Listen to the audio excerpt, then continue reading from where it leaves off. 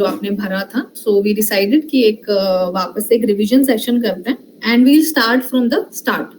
शुरू से शुरू करेंगे, एकदम बेसिक से स्टार्ट करेंगे एक्सेल से कि एक्सेल क्या है, एक्सेल के जो फॉर्मूलाज हैं वो फंक्शंस कैसे लिखते हैं, एंड देन वील सी जो ऊपर रिबन है एक्सेल में, मतलब उसमें क्या क्या फंक्शनैलिटीज हमको प्रोवाइडेड है, ऑल ऑफ दैट वो सब हम देखेंगे, ठीक है। एंड ठीक है, सो लेट्स स्टार्ट। सबसे पहले you all must be knowing and also like मुझे आप लोग आंसर करते रहना because you already know Excel. So जो भी क्वेश्चंस आए जिनका आंसर आपको आए उसको आप आंसर करते रहना, ठीक है। So very simple introduction to Excel. Spreadsheet program है, as we already know, it looks very familiar, हम लोग सब काफी बचपन से इस्तेमाल करते आ रहे हैं। सो दिस इज कॉल्ड ये एक स्प्रेडशीट होता है, right, and this is a spreadsheet programme. काफी सारी चीजों के लिए काम आता है, डेटा एनालिसिस के लिए, कैलकुलेशन के लिए, विजुअलाइजेशन के लिए, रिपोर्टिंग पर्पस के लिए, and all over places use होता है, चाहे गवर्नमेंट हो, प्राइवेट इंडस्ट्रीज हो। डेटा साइंटिस्ट और डेटा एनालिस्ट भी इसको हेविली यूज करते हैं, specially data analyst and data scientist के लिए भी एक्सेल आना बहुत जरूरी, because it is the first step to doing any sort of analysis. अगर आप एक्सेल में एक्सपर्ट हैं तो जैसे ही आपके हाथ में डेटा आता है तो before switching to Python at least आप बेसिक चीजें क्विकली एक्सेल में देख सकते हैं, correct. So this is simple.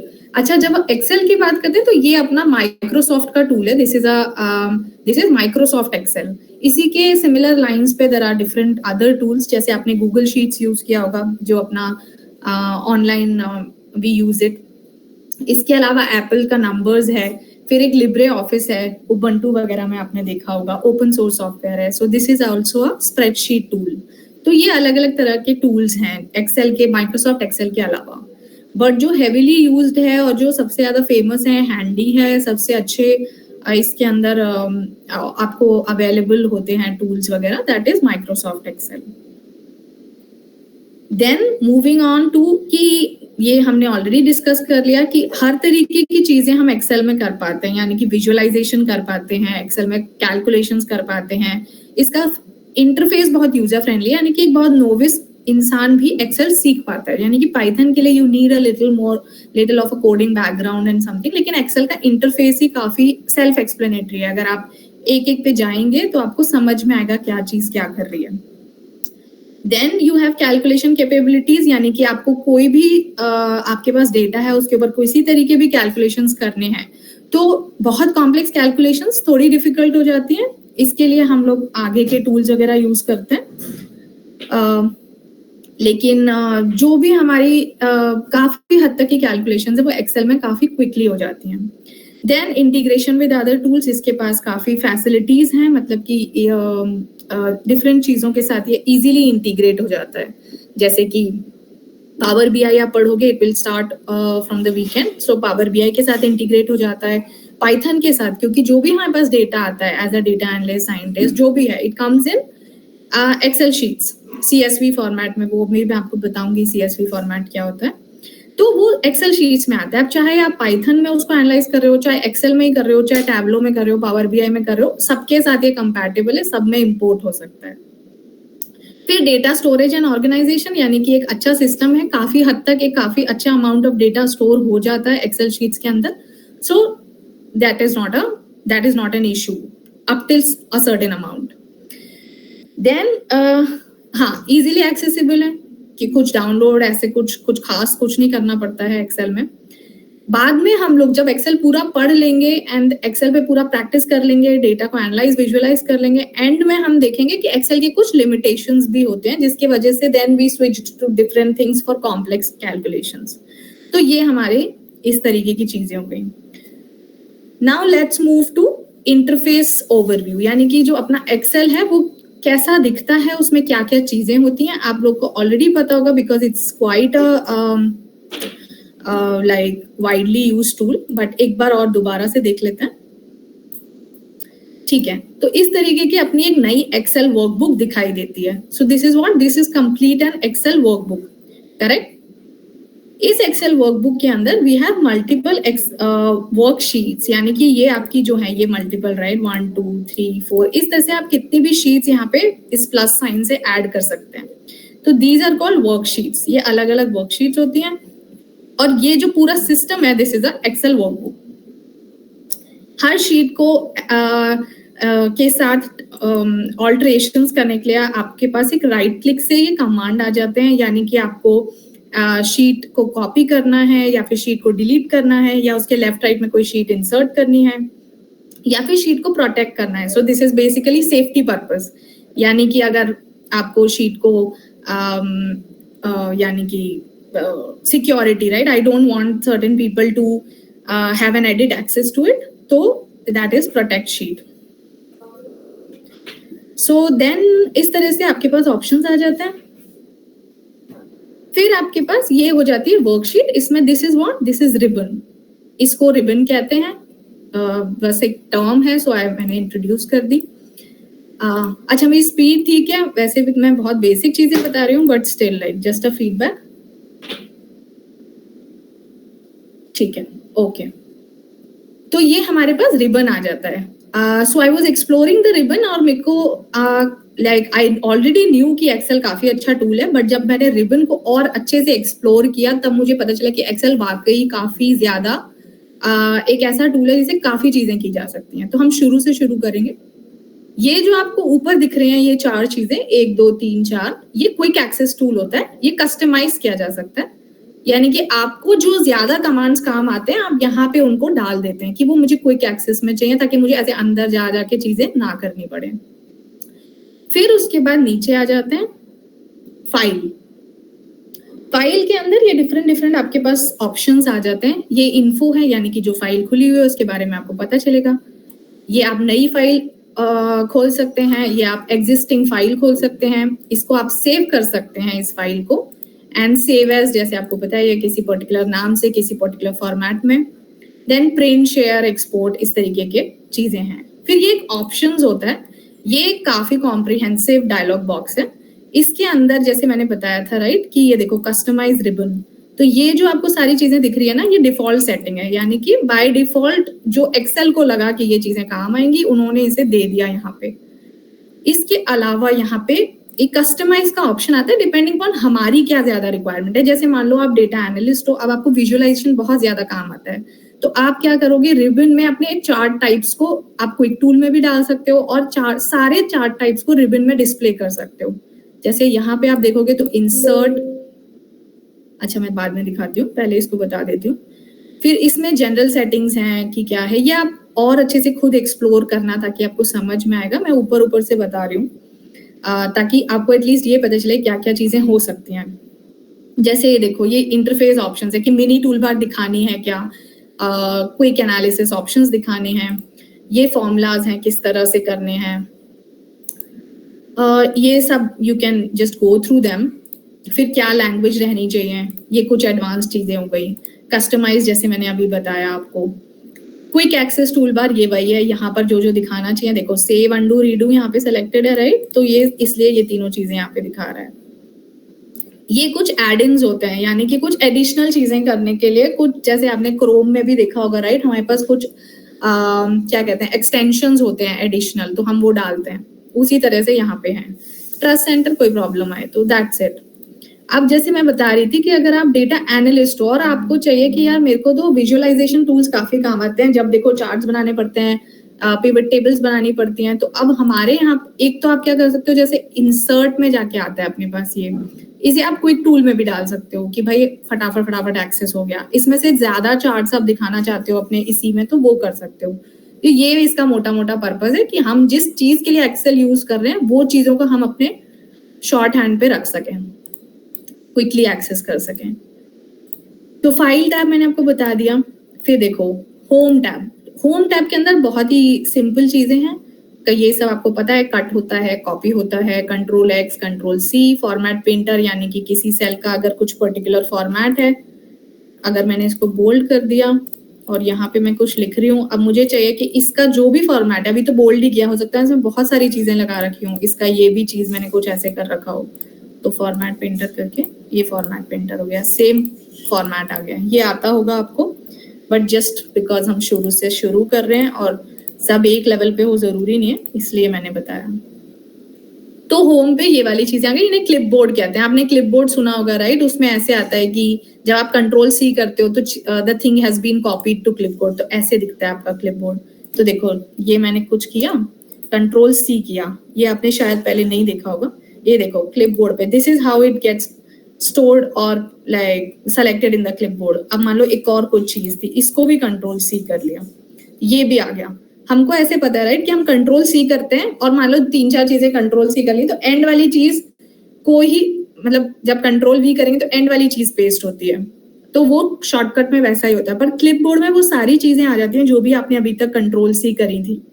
अब अगर आपको ये सब पेस्ट करनी है तो आप पेस्ट ऑल कर दो, ये देखो दोनों चीजें पेस्ट हो गई। जो भी आपने अभी तक कॉपी किया था, तो मतलब मेरे लिए ये फंक्शनैलिटी नहीं थी, so I thought I share it with you. तो जो भी आप कंट्रोल सी करते हो वो सब आप पेस्ट कर सकते हो एक साथ। सो that is the beauty of clipboard. फिर ये आपका फॉन्ट आ जाता है, ये तो वर्ड में भी होता है, इसको एक्सप्लेन करने का ज्यादा नीड नहीं है, फॉन्ट साइज वगैरह, फॉन्ट का क्या चीजें हैं। ये अलाइनमेंट हो जाता है, यानी कि कहाँ पे आपको चाहिए, लेफ्ट में, राइट में, सेंटर में, ये सब अलाइनमेंट रिलेटेड है। रैप टेक्स्ट, ये देखो टाइटैनिक डेटा सेट से आप ऑलरेडी फेमिलियर हो लास्ट क्लास में, मैं दोबारा भी बता दूंगी आगे जाएंगे तो। अब ये वाला, ये देखो कितना ऐसे घुसा, मतलब घुस गया, हम पूरा पढ़ नहीं पा रहे हैं, तो हम क्या करेंगे, इसको सेलेक्ट करेंगे रैप टेक्स्ट, ये देखो नीचे आ गया, तो रैप हो गया, it wrapped around into the same cell, cell थोड़ा सा चौड़ा हो गया, वाइडन अप हो गया, so that is wrap text. Merge and center किसके लिए होता है, जैसे कि हम लोग आपके शेड्यूल बनाते हैं या कुछ बनाते हैं। अब मान लो कि मेरे को कुछ 2 सेल थे, जैसे ओके ये सपोज 1 था और ये सपोज 2 था, लेकिन ये डिटेल जो है वो एक ही बच्चे की थी, तो मैं क्या करूंगी, ये दोनों सेलेक्ट किया और इसको मर्ज एंड सेंटर, तो इसके कॉरस्पॉन्डिंग ये दोनों वैल्यूज आ गई। यहाँ पे मेरे को सिर्फ एक ही वैल्यू लिखनी है, सपोज महिमा, इसको सेंटर में कर देते हैं, ये देखो, तो ये अपना महिमा हो गया और ये मर्ज एंड सेंटर का यूज हो गया, दैट्स इट। फिर उसके बाद यहाँ से बताती हूँ ताकि क्लीन दिखेगा। ये आपके नंबर फॉर्मेटिंग होती है, ये काफी यूजफुल होती है क्योंकि जब भी अपन डेटा के साथ डील करते हैं ना, तो बहुत सारे तरीके के नंबर्स आते हैं। अब जनरली तो नंबर जो आपने देखे होंगे वो इस तरीके के होते हैं, बट काफी बार ऐसा होगा कि जो नंबर है वो आपका डेट फॉर्मेट में है। अब जैसे मान लो मेरे को लिखना था 24 दिसंबर 2024, ठीक है। अब इसको करके देखते हैं। अब ये जनरल फॉर्मेट में तो नहीं समझ में आ रहा है, लेट्स सी कि ये शॉर्ट डेट में कैसा दिखता है। इसको नहीं कर पाया हम, नहीं कर पाया, ठीक है। इसका फॉर्मेट चेंज करते हैं, कॉमा था इसलिए इसको ऐसा करते हैं, डैश कर दिया। अब ये ऑटोमेटिकली डेट फॉर्मेट में है, इसको लॉन्ग डेट करके देखते हैं। अच्छा, अब इसमें क्या है, अभी लॉन्ग डेट में भी ऐसे ही आ रहा है, तो देखते हैं कस्टम में क्या क्या ऑप्शंस हैं। तो हम यहाँ देखेंगे मोर नंबर फॉर्मेट्स, यहाँ पे कस्टम, अब इसके अंदर आपके पास ऑप्शन आता है आप कैसा कैसा देखना चाहते हो। तो मान लो मैं ये वाला कर देती हूँ, अरे ये चेंज क्यों नहीं हो रहा है, एक सेकेंड।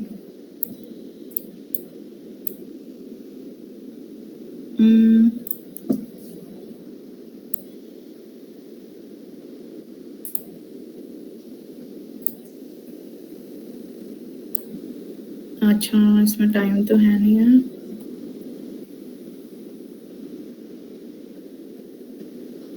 कोई बता सकता है मैं क्या गलती कर रही हूँ?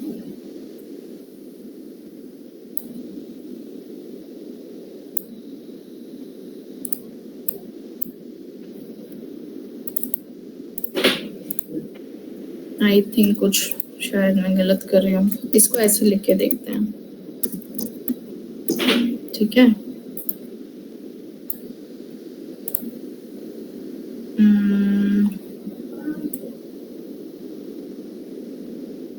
किस फॉर्मेट में लिखे हैं, ये तो टाइम है, ये रहा डेट, इसको ए फॉर्मेट में लिख के देखते हैं।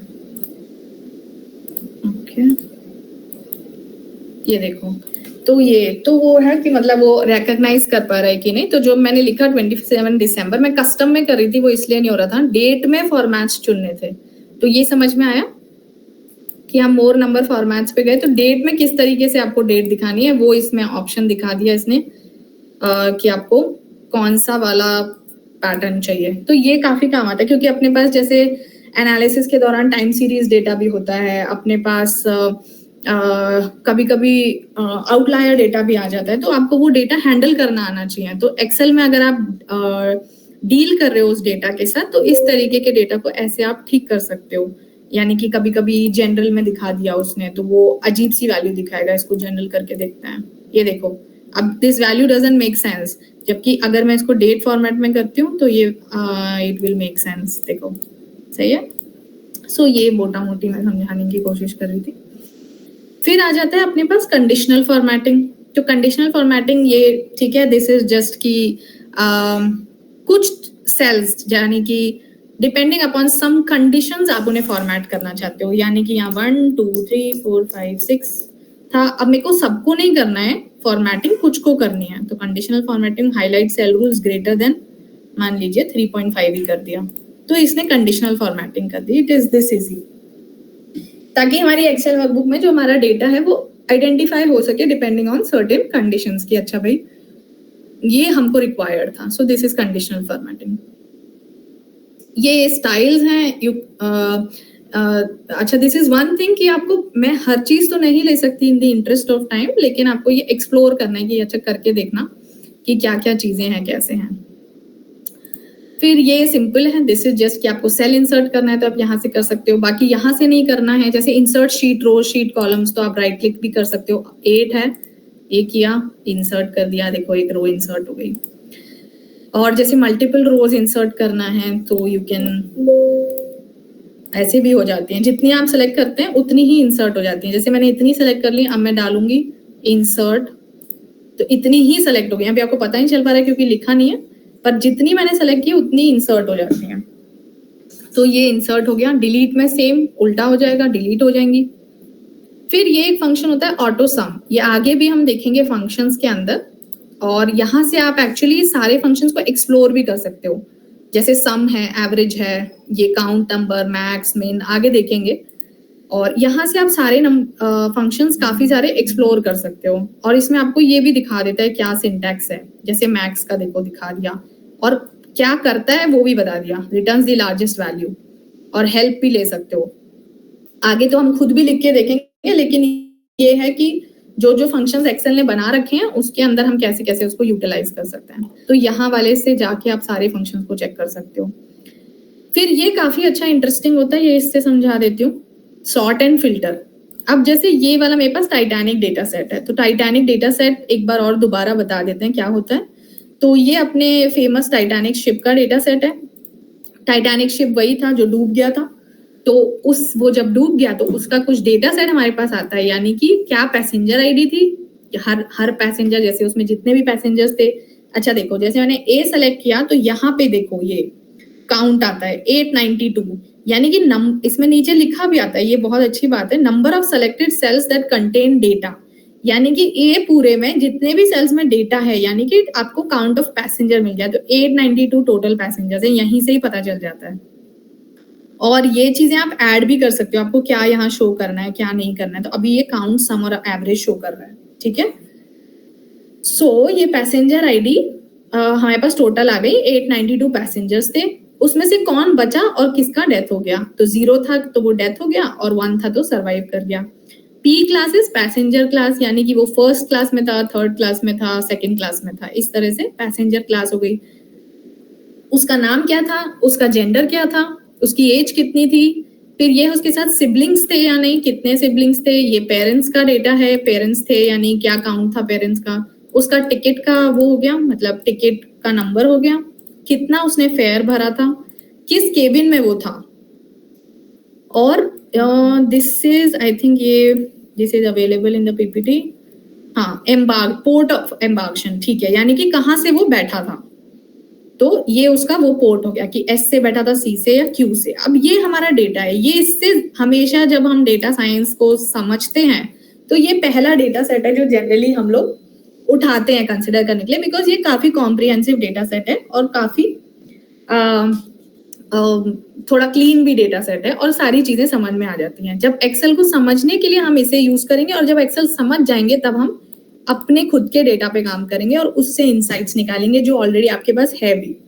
बट उसकी बात हम बाद में करेंगे जब हम पहले एक्सेल को एज अ टूल समझ जाएंगे कि ये करता क्या है, कैसे काम करता है। अब मैं आपको बता रही थी सॉर्ट एंड फिल्टर। अच्छा, कोई बता सकता है सॉर्ट एंड फिल्टर कैसे काम करता है? एनीवन? वरना क्लास बोरिंग हो जाएगी अगर एक ही तरफ से बोलते रहेंगे। पहले सॉर्ट करता है आपका कंडीशन के हिसाब से, फिर उसको मतलब आप जो कंडीशन, कोई कंडीशन जो है जो फुलफिल करता है उसको फिल्टर करके दिखाता है। कार्टेशियन से क्या मतलब है? मैं कंडीशन, ओके, ठीक है। तो जैसे कि अगर मान लो मेरे को यहाँ पे सॉर्ट लगाना है और मुझे सॉर्ट ऐसे लगाना है कि मेरे को पैसेंजर क्लास पे सॉर्ट करना है, तो मैं कैसे करूं? मतलब पैसेंजर क्लास अभी रैंडम है ना, 31313 फिर 2 आ गया, मुझे इस पे सॉर्ट करना है, कैसे करूं? अभी आता है किसी को? ठीक है, मैं बताती हूँ। अच्छा बता रहा है कोई, बताओ। मैम सॉर्ट बाय कर लेंगे, उससे ए टू असेंडिंग ऑर्डर में इसको अरेंज कर लेंगे। यानी कि मैं इसको सेलेक्ट कर लूं? Yes ma'am. और फिर मैं इसको सॉर्ट स्मॉलेस्ट टू लार्जेस्ट कर दूं? Yes ma'am. अच्छा, इससे कुछ प्रॉब्लम होगा? अच्छा, अब क्या करूं? ये आ गया मेरे पास, ठीक है, ये मैं आपको बता देती हूँ। तो देखो, पहली बात, ये एक कॉलम है, राइट? दो चीजें हो सकती हैं, या तो मैं इसे सॉर्ट करूं तो सिर्फ ये कॉलम सॉर्ट हो जाए, यानी कि मैं पैसेंजर पे कर रही थी, राइट? ये कॉलम सॉर्ट हो जाए, यानी कि पी क्लास में ये सब 1 1 1 1 1 2 2 2 2 और फिर 3 3 3 3 आ जाए। अब इससे दिक्कत क्या होगी? मेरे पास डेटा तो एक दूसरे पे डिपेंडेंट है, यानी कि जो पैसेंजर क्लास है it is corresponding to the passenger ID, यानी कि सेकेंड पैसेंजर आईडी की क्लास पी क्लास थी।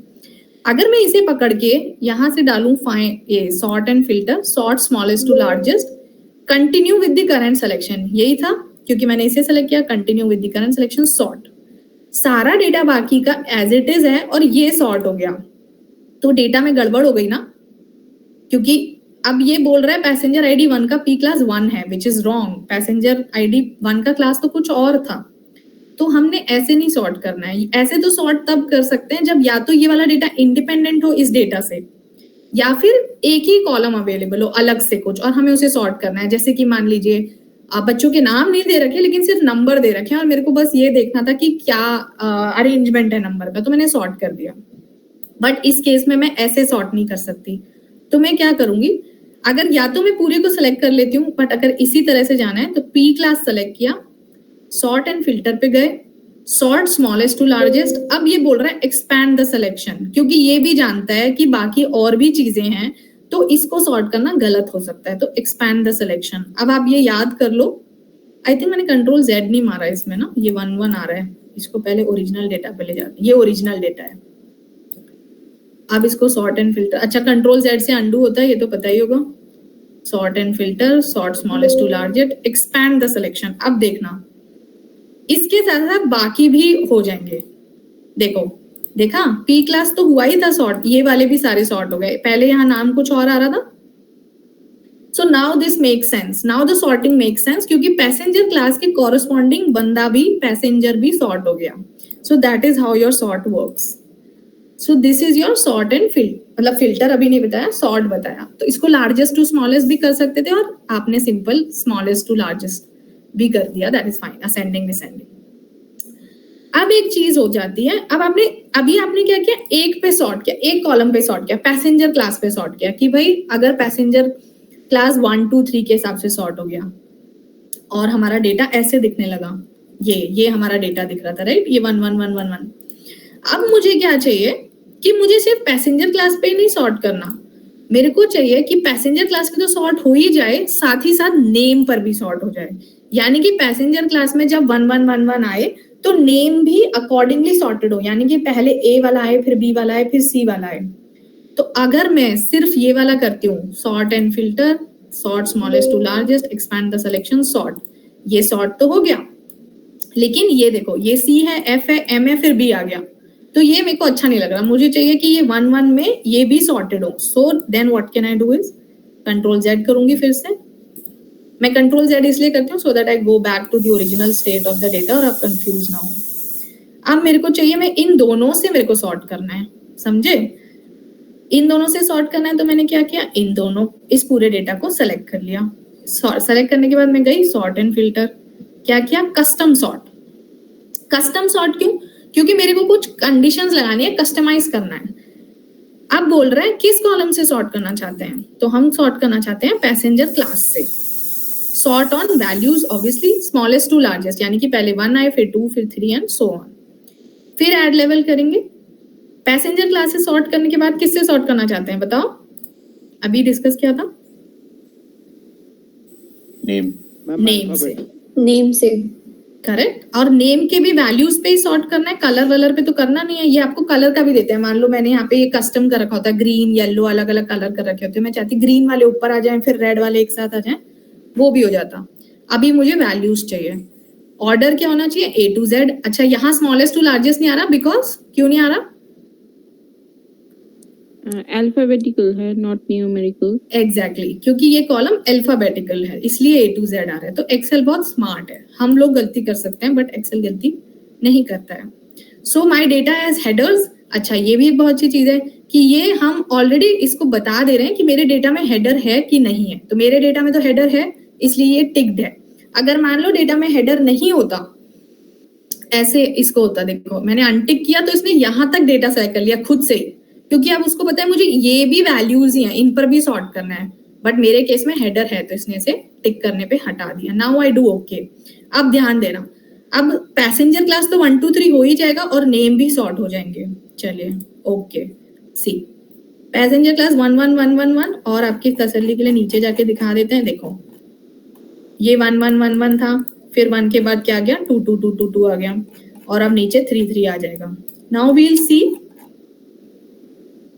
कि ये दिस थिंग नेम भी सारा सॉर्ट हो गया, ABC। So this is easier for me to read now. अगर मुझे ये पता करना है कि कोई पर्टिकुलर बंदा पैसेंजर क्लास 1 में था कि नहीं, तो मैं डायरेक्टली जंप कर जाऊंगी। मान लो H से उसका नाम था, तो मैं यहाँ पे ढूंढ सकती हूँ, अच्छा ठीक है वो था कि नहीं था। सो this is how your custom sort works. And I think custom sort का एक डायरेक्ट वो भी होता है, जैसे ये सॉर्ट एंड फिल्टर में, हाँ ये यहाँ पे ऐसे दिखा रहा है आपकी कस्टमाइज्ड रिबन के ऊपर है। ये डायरेक्ट ऊपर भी दिखा सकता है किसी किसी का, ये इस तरीके का। ये जो 2 कॉलम दिखा रहा है ना, आपको दिख रहा होगा। स्क्रीन साइज तो सही है ना, छोटा बड़ा तो नहीं है? ठीक है, कूल। सो कस्टम सॉर्ट में ये 2 कॉलम दिखा रहा है, ZA AZ। इसका मतलब ये है कि मल्टीपल कॉलम्स पे करना है। सो that is how your sorting works. अब इसमें एक और बहुत ही इंपॉर्टेंट चीज है जो काफी ज्यादा यूज होती है during data analysis, is filtering. Filter आप कैसे करते हैं? अच्छा, इसका शॉर्टकट भी आपको याद होगा अगर आप क्लासेस में अटेंटिव थे। फिल्टर हम यहाँ से भी लगा सकते हैं और Ctrl+Shift+L से भी लगा सकते हैं। अब मैं दबाती हूँ Ctrl+Shift+L, ये देखो सब पे फिल्टर लग गया। All the columns are now filtered. अब जब हम जैसे आपके डेटा के साथ भी डील करते हैं, राइट, जैसे आप में से काफी सारे बच्चों ने अप्लाई किया था, कुछ बच्चों ने एनरोल किया, तो जिन बच्चों ने अप्लाई किया था उनसे मुझे एनरोल्ड वालों को हटाना था। तो मेरे पास एक एनरोल्ड कॉलम था, तो मैं उस पर फिल्टर लगा देती थी ताकि मुझे सिर्फ वही बच्चे दिखें जिन्होंने एनरोल किया। सिमिलरली यहाँ पे इस डेटा की बात करते हैं, वो मैंने आपको यूज केस बताया कि हम कैसे डे टू डे यूज कर रहे हैं। यहाँ पे देखो क्या कर रहे थे हम, फिल्टरिंग। अब मेरे को सिर्फ वो डेटा देखना है, सिर्फ वो लोग देखने हैं जो जिनका पैसेंजर क्लास 1 था, यानी कि वो फर्स्ट क्लास में ट्रैवल कर रहे थे, मेल्स थे यानी कि आदमी लोग, और वो बच गए। तो मैं क्या करूंगी, फिल्टर लगाऊंगी। ये फिल्टर पहले तो ये जो ड्रॉप डाउन आया Ctrl+Shift+L करने से, या फिर आपने यहाँ पे जाके फिल्टर दबाना है, उससे भी आ जाएगा। फिर हम गए सर्वाइव्ड में, हमने 1 को चेक कर दिया क्योंकि मुझे सिर्फ वो चाहिए जो सर्वाइव कर गए। फिर मैं गई पैसेंजर क्लास में, मैंने 2 और 3 को अनचेक कर दिया, सिर्फ 1 बचा क्योंकि मुझे सिर्फ वो चाहिए जो फर्स्ट पैसेंजर में थे। जेंडर में मैं चले गए मेल में क्योंकि मुझे मेल ही देखने थे। और एज मान लो, अब एक अच्छा फिल्टर लगाते हैं। अभी तो हम बड़े ऐसे सिंपल फिल्टर लगा रहे थे। अब एज है, अब मेरे को देखना है कि ओल्ड एज वाले लोग कितने बचे। अब old age let's consider senior citizens which are greater than 60। तो मुझे फिल्टर करना है कि 60 के ऊपर के लोग फिल्टर हो जाएं। तो यहाँ जाएंगे, अब देखो अब इसमें कितनी सारी वैल्यूज हैं, 4, 11, 7, 23, 25। Is it practically possible? अभी तो चलो बहुत ज्यादा लोग नहीं है, तो मैं कर सकती हूँ कि मैं ये this is what I can do. Select all को अनचेक किया और सिर्फ इन तीनों वैल्यूज को सेलेक्ट कर लिया, 60 और 80 दो को, मेरा काम बन गया। बट अगर मान लो यहाँ पे तो डेटा में ऐसा था, अगर मान लो मुझे लेस देन मतलब इसमें जो एज होता है वो 60, 61, 65, 68, 87 बहुत सारे होते, तो फिर मैं क्या करती, तो थोड़ी मैं बैठ के इतना सारा टिक करते रहती। सो उसके लिए क्या करते, इसको तो सेलेक्ट ऑल कर दूं। अब ये बोल रहा है नंबर फिल्टर्स। अब यहाँ देखो कितना सही चीज खुला है कि आपको क्या करना है, किसी पर्टिकुलर वैल्यू के बराबर चीजों को फिल्टर करना है, या फिर उसके अलावा चीजों को डज नॉट इक्वल, या ग्रेटर देन समथिंग, और greater than equal to, less than equal to, या बिटवीन, किसी रेंज के बीच में। यानी कि मान लो मुझे यूथ सेलेक्ट करना है, यानी कि मान लो 20 से 50 के बीच के लोग, तो बिटवीन काम आ जाएगा। टॉप 10 में वो सॉर्ट कर देगा, ऊपर के 10 लोग दे देगा। अबव एवरेज, तो ये भी सोचो कितना, तुमको कुछ करना ही नहीं है, तो वो अपने आप एवरेज कैलकुलेट करेगा और जो भी लोग उस एवरेज के ऊपर हैं, उस एवरेज एज के, सिर्फ उनको दिखा देगा। So above average, below average, custom filter आप अपना डाल सकते हो। अब मैंने कहा था मुझे सीनियर सिटीजन चाहिए, तो मैं क्या सेलेक्ट करूं, इसमें से कौन सा ऑप्शन सेलेक्ट करूं, जल्दी बताओ, कोई भी। ग्रेटर देन, शाबाश, greater than. Is greater than what? 59. 59। और what I can do is 60 करना था, तो is greater than equal to कर देते हैं, ठीक है, क्योंकि 60 या 60 से ऊपर। सो इज ग्रेटर देन और इक्वल टू 60। ओके, सी वही दो लोग आ गए।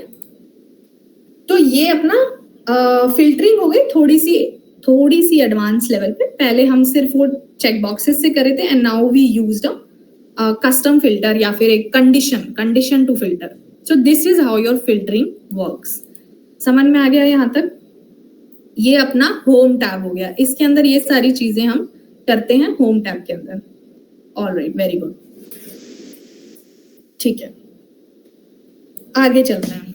इंसर्ट टैब, ये टाइटैनिक डेटा सेट था, इसकी तो पूरी बैंड बच गई, इसको फिल्टर हटा देते हैं। कैसे फिल्टर हटाएंगे? क्लियर, जितने भी फिल्टर थे सब क्लियर हो जाएंगे। सेलेक्ट किया डेटा, क्लियर, पूरे फिल्टर्स क्लियर हो गए। लेकिन ये अभी भी आ रहा है फिल्टर का ऑप्शन, कंट्रोल शिफ्ट एल दोबारा दबा दो, या फिर वहां जाके फिल्टर भी दबा दे तो भी हट जाते हैं, ठीक है। सो नाउ होम टैब हो गया, will go to insert tab. अब इंसर्ट का तो मतलब ही है कि आपको कुछ इंसर्ट करना है।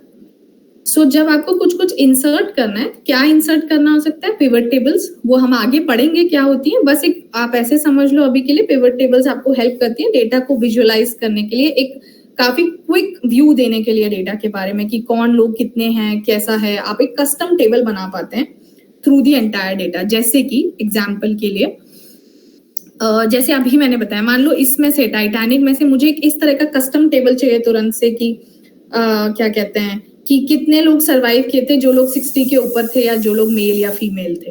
एंड दैट इज हाउ मेरे को पिवट टेबल हेल्प करता है। अगर नहीं भी समझ में आए तो इट्स कंप्लीटली फाइन, आगे पढ़ेंगे डिटेल में पिवट टेबल।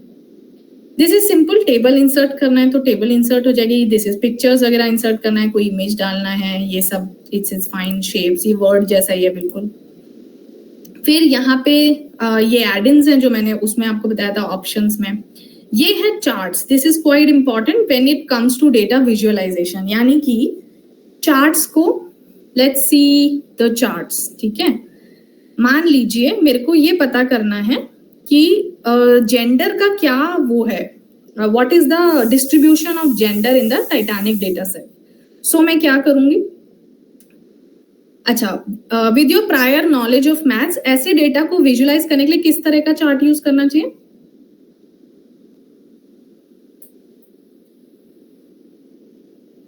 मुझे परसेंटेज शो करना है कि इतने परसेंट फीमेल है, इतने परसेंट मेल है। What kind of a chart will be great for this? Pie chart. Very Pie chart.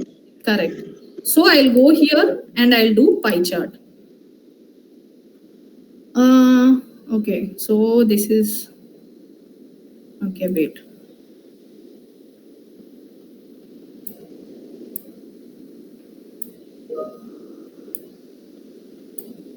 एक मिनट. अच्छा, there is a series. Okay, ठीक है. I think there is some.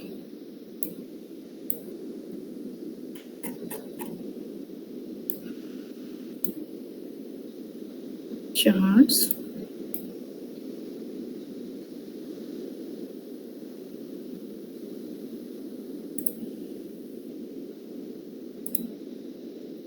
ये ऐसे क्यों आ रहा है? कुछ मिसिंग समथिंग. वेट, ये एक ही वैल्यू के जैसे शो कर रहा है.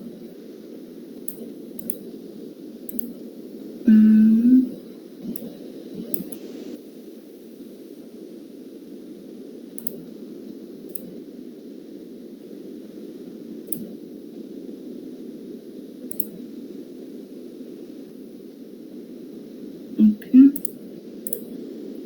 करके देखते हैं.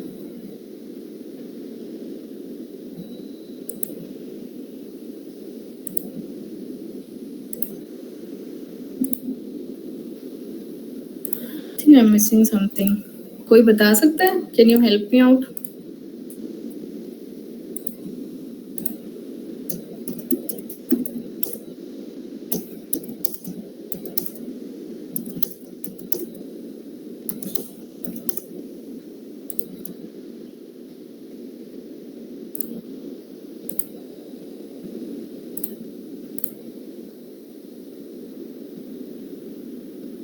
अच्छा, एक मिनट.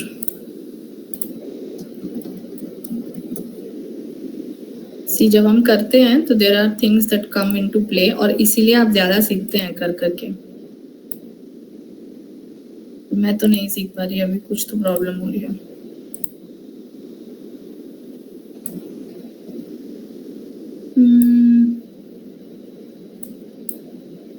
चलो कोई बात नहीं, इसको देखते हैं. I am missing something probably, because अभी मैंने किया था तो हुआ था. लेट्स सी क्यों नहीं हो रहा है, देखते हैं बाद में.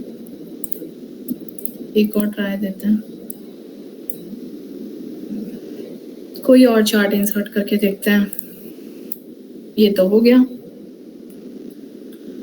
ओके, ये तो हो गया. अच्छा चलो इसे समझ लेते हैं, फिर देखते हैं. हो सकता है मैं पाई चार्ट में कुछ किया तो. पाई चार्ट में परसेंटेज डालते हैं ना. अच्छा, वो अपने आप से नहीं करेगा ऐसा? आई थॉट वो काउंट कर ले. वो अपने अल्फाबेट्स में रखा है तो मे बी. करेक्ट हो सकता है कि पाई चार्ट वो तभी, मतलब आई थॉट कि वो इंटरनली इसको जो है काउंट कर लेगा कि मतलब कितने फीमेल्स हैं तो वो काउंट करके डाल देगा. करेक्ट, हो सकता है दैट यू आर राइट. तो अगर मेरे को ये करना है तो then histogram is the way for it. तो पाई चार्ट के लिए मुझे कुछ, then I will have to use function. Then तो वो फंक्शन आगे पढ़ेंगे. तो इसके अंदर हिस्टोग्राम में डालूंगी तो बन जाएगा. नहीं, इसके अंदर कुछ तो प्रॉब्लम है. हिस्टोग्राम भी नहीं बना इसमें तो. मैम वो वैसे दे रखा है ना कि male female male female male female. अब फिर ये दे रखा होगा female equal to male equal to, तो उसमें हिस्टोग्राम कि मेल्स का नंबर ये फीमेल्स का नंबर ये.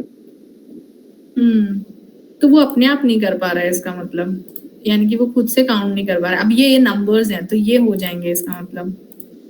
हाँ, ये हो गए. ठीक है, इसका मतलब कि ये नंबर्स जब हैं तो फिर वो काउंट नहीं कर पा रहा है. मतलब जब वो टेक्स्ट है यानी कि मेल फीमेल है तो वो पाई चार्ट नहीं बना पा रहा है. ओके, सो एक सेकेंड. तो एक चीज कर सकते हैं इसके लिए पाई चार्ट में, क्योंकि उसको परसेंटेज ही चाहिए. So then what can be done is insert pivot chart existing worksheet. ये करते हैं. ओके, where is ये मेरे को एनालाइज करना है. वर्कशीट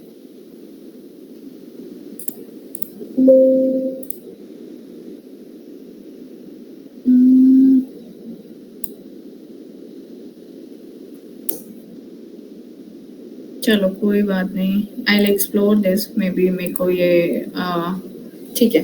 पिवट चार्ट में हो जाता है बेसिकली ये वाली जो चीज़ है, जब ये इस तरीके से होते हैं मेल फीमेल तो ये पिवट चार्ट में हो जाता है। बट हाँ, आप सही बोल रहे हो, पाई चार्ट में वो इसलिए नहीं हो रहा क्योंकि ये इंटरनली ऐसे नंबर कैलकुलेट नहीं करता होगा। अगर मैं ऐसा करूँ ना तो हो जाएगा, हो जाना चाहिए। मेल फीमेल इसको करते हैं मान लीजिए 30% और इसको करते हैं 70। ये 30 ये 70।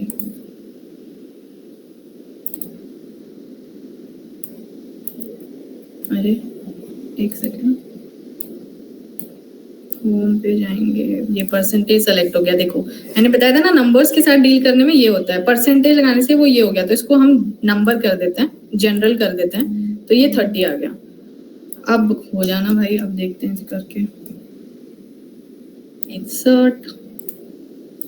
हाँ हो गया, ठीक है। तो ऐसा है, तो ये थोड़ा सा कम स्मार्ट है, मतलब इसको एग्जैक्ट वैल्यू देते हैं तो ये कर पा रहा है। तो अब इसने बोला कि ब्लू जो है वो मेल है और रेड जो है वो फीमेल है, तो इसने करेक्ट करके पाई चार्ट मुझे बता दिया। सो दिस इज क्लियर राइट। तो प्रॉब्लम वही हो रही थी जैसे आपने आइडेंटिफाई करी, वो इंटरनली ऐसे वैल्यूज कैलकुलेट नहीं कर रहा है खुद से, and that is why we could not do the pie chart. समझ गए? ठीक है, good, very nice, okay. Going next, इस तरह से सारे चार्ट हैं, हमने स्टैट्स में पढ़ा ही था पिछली बार जब हम मिले थे कि ये अपना बार चार्ट्स होते हैं, हिस्टोग्राम्स होते हैं एंड सो ऑन। इसके अंदर और भी बहुत सारे होते हैं, आप इसको एक्सप्लोर कर सकते हो। ये है all charts, so these are the different kinds of charts.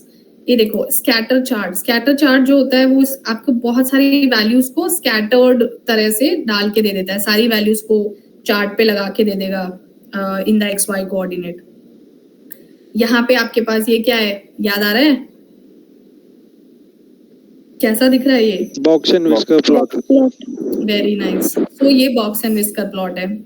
इसी तरह से ये देखो, ये लाइन प्लॉट है, यानी कि मैं लाइन प्लॉट भी कर सकती थी। जैसे अगर मुझे एज है, इसका लाइन प्लॉट डालना था मान लीजिए, तो मैं क्या कर सकती थी ताकि मेरे को लाइन पे दिखे कि भाई कैसी कैसी वो है सोसी। लेकिन इसकी ये जो वैल्यूज हैं 132, 63, दिस इज प्रॉब्ली इंडेक्स से इसने कर दिया है शायद, पैसेंजर आईडी से। इसमें आप लेबल्स वगैरह, एक्सेस टाइटल्स देखो ये डाल देते हैं, ये खुद से डेटा लेबल्स। अच्छा ये सब इसमें आपके कस्टम चीजें होती है कि आप क्या क्या दिखा सकते हो। डेटा लेबल्स टिक करने से वो पॉइंट का वैल्यू दिखाने लग गया, जो भी जिस पॉइंट को भी उसने प्लॉट किया है, तो वो मैं हटा देती हूँ, क्लीन हो गया। चार्ट टाइटल, तो ये चार्ट टाइटल है। एक्सेस टाइटल्स की भाई आप अभी हट गए, एक्सेस टाइटल्स आप दे भी सकते हो एक्सेस टाइटल की भाई ये मेरा एज है, ये मेरा इंडेक्स है, या जिस तरीके से भी है। So this is how it is, ठीक है। ये भी समझ में आ गया। तो ये लाइन चार्ट हो गया। तो हमेशा एक्स और वाई एक्सेस उसे चाहिए ही होता है, दैट इज वाई उसने जो नीचे है ये वाले को प्लॉट कर दिया, फर्स्ट कॉलम को। सो दैट इज अबाउट चार्ट्स। तो हमने इंसर्ट कर लिए चार्ट्स। अब आ जाते हैं पेज लेआउट पे। पेज लेआउट उतना ज्यादा इंपॉर्टेंट नहीं है, this is more sort of जब हम प्रिंट करते हैं ना शीट को, तो किस तरीके का पेज लेआउट हमें चाहिए, ये उस चीज के लिए। तो ये हम नहीं डिस्कस करेंगे बिकॉज हम तो प्रिंट करेंगे नहीं, हम तो एनालिसिस करेंगे। तो ये आप खुद भी कर सकते हो if the need arises to print और समथिंग, तो ये उसमें काम आता है। अब आ जाते हैं फॉर्मूला पे। फॉर्मूला हम उसमें भी पढ़ेंगे जब आगे, बट ये अपना प्रॉपर एक आपको टैब मिल जाता है यहाँ पे, जिससे आप फॉर्मूलाज लगा सकते हैं। और जो रिसेंटली यूज किया है वो यहाँ आ जाएंगे कि ये आपने अभी यूज किया है। अब आप फाइनेंस के साथ डील कर रहे हैं, मनी के साथ, मनी रिलेटेड डेटा, तो इसने खुद ने बता दिया कि these are the functions I have for you.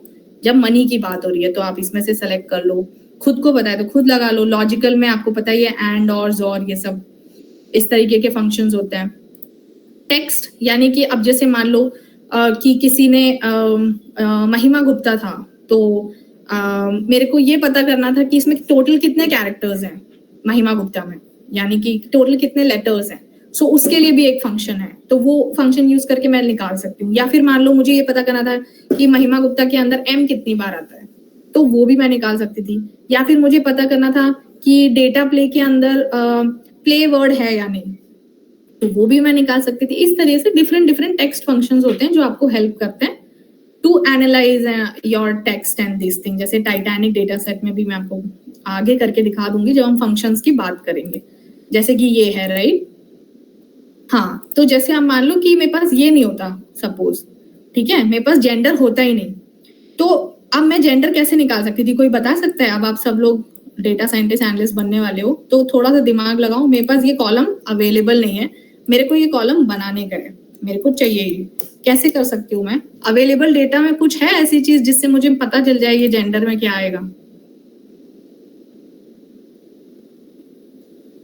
Mr. and Mrs. Very good. So you are half data scientist. Congratulations. So that is how you do, right? तो अब हमारे पास जेंडर नहीं था, लेकिन हमारे पास नाम था और उसमें से मिस हमको पता है कि ये फीमेल होता है। So now Excel can help us. वैसे ये पाइथन में और जल्दी हो जाएगा, बट हाँ, लेकिन जैसे अगर आप डेटा एनालिस्ट हैं तो आप एक्सेल में भी उसे कर सकते हैं। सो दैट इज हाउ आप क्या करेंगे कि आपको क्या फाइंड करना है। देयर आर सर्टेन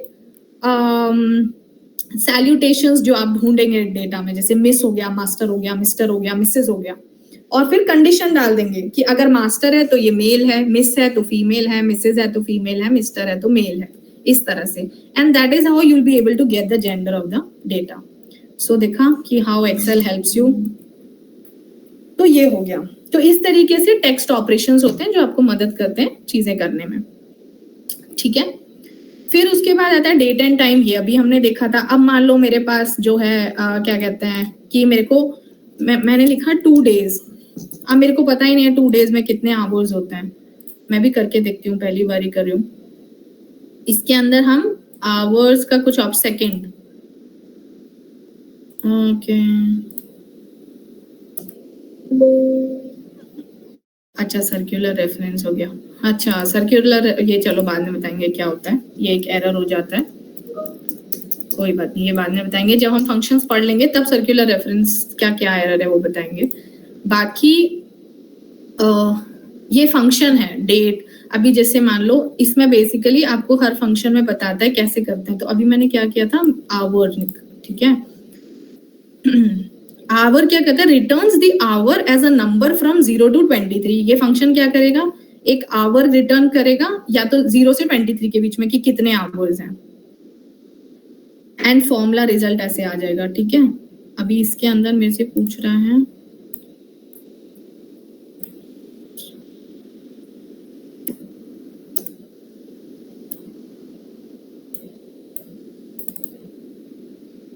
ठीक है, इसके अंदर कुछ we'll have to look into the function definition of it कि वो कैसे काम करता है। सीरियल नंबर ये कुछ मांग रहा है, उससे ये बेसिकली आपको आवर में कन्वर्ट करके दे देगा। सो we'll see into the function definition of it और फिर इसे ट्राई करेंगे। तो एक्सेल में हर कोई फंक्शन का डेफिनेशन आपको मिल जाता है और जरूरी नहीं आपको हर फंक्शन का सिंटैक्स वगैरह याद हो, पता हो। सो दैट इज फाइन, आप वहां जाके हेल्प ले सकते हो एक्सेल की। फिर ये आपको याद होगा वी लुकअप, एच लुकअप, जैसे कल पढ़ाया था। तो ये लुकअप एंड रेफरेंस के काम आता है। तो इसका मैं आपको यूज बता देती हूँ, करना बाद में देखेंगे। यूज क्या होता है कि अब जैसे मान लीजिए मेरे पास 2 शीट्स होती, ठीक है। अब हमेशा हमारे पास डेटा इतना प्यारे तरह से तो अवेलेबल होता नहीं है कि भाई आपको सब यहीं की यहीं अवेलेबल है, आपको जो करना है आप यहीं से कर लो, ऐसा तो नहीं होता है। आपको टेबल्स को लुकअप करना पड़ता है, यानी कि टेबल्स में डेटा को ढूंढ के डेटा लाना भी पड़ता है। अब मान लीजिए मेरे पास 2 टेबल्स होती, यानी कि ये मेरे पास नेम अवेलेबल दूसरी टेबल में होता है। ऐसे कई बार जब आप ट्रेन टेस्ट डेटा सेट से डील करेंगे तो ऐसा आपके पास बहुत बार होगा। आपके पास 2 टेबल्स होंगी और वो इस तरह से दिखती होंगी कि एक में तो उसने बस ये दे दिया कि आईडी और नेम का क्या वो है, मैपिंग है कि कौन सी आईडी का क्या नेम है, और एक आपने दे दिया यहाँ पे दूसरा टेबल जो इस तरह से दिखता है कि हर आईडी का डिटेल क्या है, कि भाई वो सरवाइव किया कि नहीं, उसका पैसेंजर क्लास क्या था, उसका जेंडर क्या था, एंड सो ऑन। सो ये आपकी 2 टेबल हैं। अभी मैंने एक ही शीट में दिखाई है ताकि आपको विजुअलाइजेशन अच्छा हो। ये आपके पास 2 टेबल हैं, 2 डिफरेंट शीट्स में अवेलेबल होंगी। अब आपको तो काम करना है इस डेटा पे। अब आपको काम करने के लिए बंदे का नाम भी चाहिए, तो बंदे का नाम कहाँ से आएगा, इस टेबल में तो है नहीं, तो हम कहाँ से लेके आएंगे, इस टेबल से लेके आएंगे। कैसे लेके आएंगे, क्या कॉमन कॉलम क्या है दोनों में, इस टेबल में पैसेंजर आईडी, एग्जैक्टली पैसेंजर, ये कॉमन कॉलम है, यानी कि कुछ ऐसा कर दें अगर कि A731, अभी तो मैनुअली देखो, अगर तुम्हें इस पैसेंजर आईडी का नेम चाहिए तो तुम क्या करते हो, 731 इसमें ढूंढोगे बैठ के, करेक्ट, ये मिल गया तो इसका नाम यहाँ डाल दोगे, फिर 298 देखोगे कहाँ पर है, यहाँ पर है, ठीक है, इसका नाम यहाँ डाल दोगे। अच्छा अभी तो ये बहुत प्यारे तरह से अरेंज है तो तुम्हें जल्दी जल्दी मिल रहा है, अब इसके साथ थोड़े मजे कर देते हैं, इसको थोड़ा सॉर्ट कर देते हैं।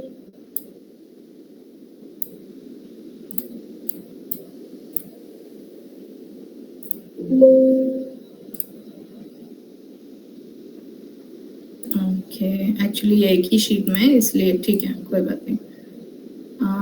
सॉर्ट A to Z,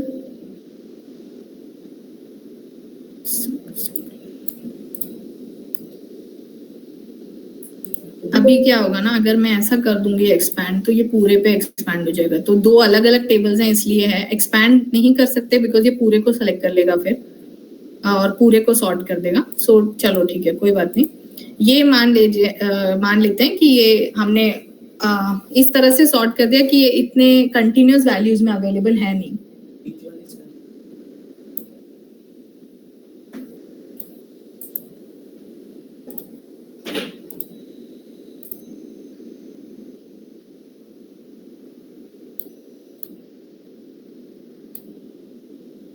हो गया ना? अच्छा ओके, सो यहाँ पे एक सेल था, एक कॉलम था जिसकी वजह से ऐसा हो रहा था, तो ये देखो ये अब सॉर्ट हो गया। अब तुम्हें नहीं मिलने वाली पैसेंजर आईडी इतनी आसानी से इस टेबल में 731, अब तुम ढूंढते रह जाओगे, नीचे तक जाओगे। सो ऐसी कंडीशंस में ये वी लुकअप एच लुकअप हमको हेल्प करते हैं, लुकअप करने में हेल्प करते हैं, यानी कि तुम्हारे मैनुअल एफर्ट की सारी जो परेशानी थी वो एक्सेल ने ले ली, ये ढूंढ के लाने की। तो ये यहाँ से ढूंढ के 731 के कॉरस्पॉन्डिंग नेम लाएगा और तुम्हारे को लाके दे देगा। So that is why lookups came into picture, कि हमें लुकअप की जरूरत क्यों पड़ी। ठीक है, कंट्रोल Z मार देते हैं, ओरिजिनल डेटा पे पहुंच जाते हैं। ठीक है, तो ये बात सबको समझ में आई कि हमने फॉर्मूलाज के अंदर लुकअप एंड रेफरेंस जो है वो किस लिए काम आता है, एवरीवन? ठीक है, वेरी गुड, ओके। देन आगे चलते हैं, मैथ्स एंड ट्रिग्नोमेट्री। ये बहुत ही आसान चीजें हैं, सम करना है किसी चीज का, परसेंटेज निकालना है, एवरेज निकालना है, मीडियन निकालना है, and so on and so forth. Trigonometry है यानी कि साइन कॉस थीटा निकालना है। सम इफ, ये भी आप फेमिलियर होंगे बिकॉज पिछले क्लासेस में बताया है, दो हम दोबारा लेंगे। सो कंडीशनल, यानी कि कंडीशनल सम निकालना है कि ऐसा हो तो ही सम करो, अदरवाइज मत करो। सो ये वाले सारे आपको यहाँ मिल जाते हैं। Then you have more functions, ये भी कम पड़ जाए तो ये वाली चीजें आपको काम आ जाएंगी। So that is how it is. Then ये भी एक इंटरेस्टिंग चीज है, बट ये मैं तब बताऊंगी जब हम फंक्शंस पढ़ लेंगे और फंक्शंस को अप्लाई कर देंगे, तब हम देखेंगे ये क्या होता है actually, trace precedence, trace dependence, तब देखेंगे ये। ठीक है, दिस इज फाइन। अब आ जाते हैं डेटा पे। ये टैब क्या क्या करता है, ये this is get external data. जैसे कि जब मैंने एडवांटेजेस ऑफ एक्सेल बताया था तो मैंने बताया था राइट कि एक्सेल जो है वो काफी सारी चीजों के साथ इंटीग्रेट हो जाता है, तो आप काफी सारी चीजों को यहाँ पे इंपोर्ट भी कर सकते हैं और यहाँ पे एनालाइज कर सकते हैं। तो उसके लिए है गेट एक्सटर्नल डेटा, आप बाहर से डेटा लाके इसमें इंपोर्ट कर सकते हो। फिर ये कुछ कनेक्शंस बिल्ड कर रहा है, दिस इज फाइन। अब हम आ जाते हैं, ये देखो, ये जो मैंने वहां पे आपको सॉर्ट बताया था जो होम पे था वो ही यहाँ पे है, this is the same exactly. तो मैं बता रही थी कि किसमें दिखाता भी है, तो ये दो कॉलम पे सॉर्ट कर देगा और ये सिंगल कॉलम पे डिसेंडिंग ऑर्डर में और असेंडिंग ऑर्डर में सॉर्ट कर देगा, Z to A to Z। आगे चलते हैं, टेक्स्ट टू कॉलम्स। ये एक इंटरेस्टिंग चीज है, this I will show you क्या करता है। मान लीजिए यहाँ पे मेरे पास ये डेटा है, अब यहाँ पे ये डेटा दो पार्ट्स में है, यानी कि एक तो एलन लिखा हुआ है, एक मिस एलिजाबेथ वॉल्टन लिखा हुआ है। अब मेरे को नहीं समझ में आ रहा, मतलब कि मेरे को एनालिसिस में दिक्कत आ रही है क्योंकि ये नेम दो पार्ट्स में है। So what I want to do is कि मैं चाहती हूँ कि इस नेम में जहां जहां भी कॉमा हो उससे ये नेम सेपरेट हो जाए और दो कॉलम्स में टूट जाए, यानी कि एलन अलग हो जाए और मिस एलिजाबेथ वॉल्टन अलग हो जाए। तो that is what text to columns, यानी कि कुछ टेक्स्ट लिखा होता है, जैसे देखो इसके सिंबल में भी दिखा रखा है, और वो दो कॉलम में टूट गया। तो ये हम सेलेक्ट करेंगे, टेक्स्ट टू कॉलम्स पे जाएंगे। अब आप इसको पढ़ते जाओ, ठीक है, तो गलती नहीं होगी। डिलिमिटेड, डिलिमिटेड का मतलब होता है कि किस चीज से सेपरेट हो रहा है। डिलिमिटर क्या है? व्हाट इज दैट कैरेक्टर जो दो चीजों को सेपरेट कर रहा है जिन्हें आपको तोड़ना है। सो दैट इज योर डिलिमिटेड। तो पूछ रहा है कैरेक्टर सच एज कॉमा और टैब सेपरेट ईच फील्ड। हमारे केस में यही सीन है, कॉमा सेपरेट करता है इन दोनों को जिन्हें हमें तोड़ना है। और ये है फिक्स्ड विड्थ, यानी कि ये उस तरीके से कि fields are aligned in column with spaces between each field, यानी कि जिससे हमें तोड़ना है तो उसमें स्पेस डिलिमिटर का काम कर रहा है। तो हमारे केस में ये वाला सूट करता है। So we'll select this option, we'll do next. किससे तोड़ना है, इसमें से क्या सेलेक्ट करें delimiter? Tab, semicolon, comma, comma, space या अदर? क्या सेलेक्ट करें? Space, comma. कॉमा। अच्छा, अब ये आपको प्रीव्यू भी करके दिखाता है फॉर योर इजी रेफरेंस कि आपने अगर कॉमा सेलेक्ट किया तो this is how it will break, कि एलन अलग हो गया, मिस एलिजाबेथ अलग हो गया, एलिसन अलग हो गया, ये अलग हो गया। अगर आप स्पेस करते तो ये स्पेस जहां जहां भी आ रहा है उन सबको उतने पार्ट्स में तोड़ देता। तो फर्स्ट जो है वो Allen comma, miss dot, Elizabeth और वॉल्टन 4 पार्ट्स में डिवाइड कर दिया, क्योंकि जितनी बार स्पेस आएगा उतनी बार ब्रेक लगा देगा। तो जो भी डिलिमिटर ऐड करोगे, टैब करोगे तो क्या कुछ टूटेगा या नहीं टूटेगा? टैब फर्स्ट टेक्स्ट में टैब है या नहीं? टैब का मतलब तो सब समझते हैं ना, टैब जो अपने कीबोर्ड पे होता है जिसमें 2-3 स्पेसेस एक साथ आती हैं। टैब करूंगी अगर तो कैसा प्रीव्यू आएगा, कौन बताएगा?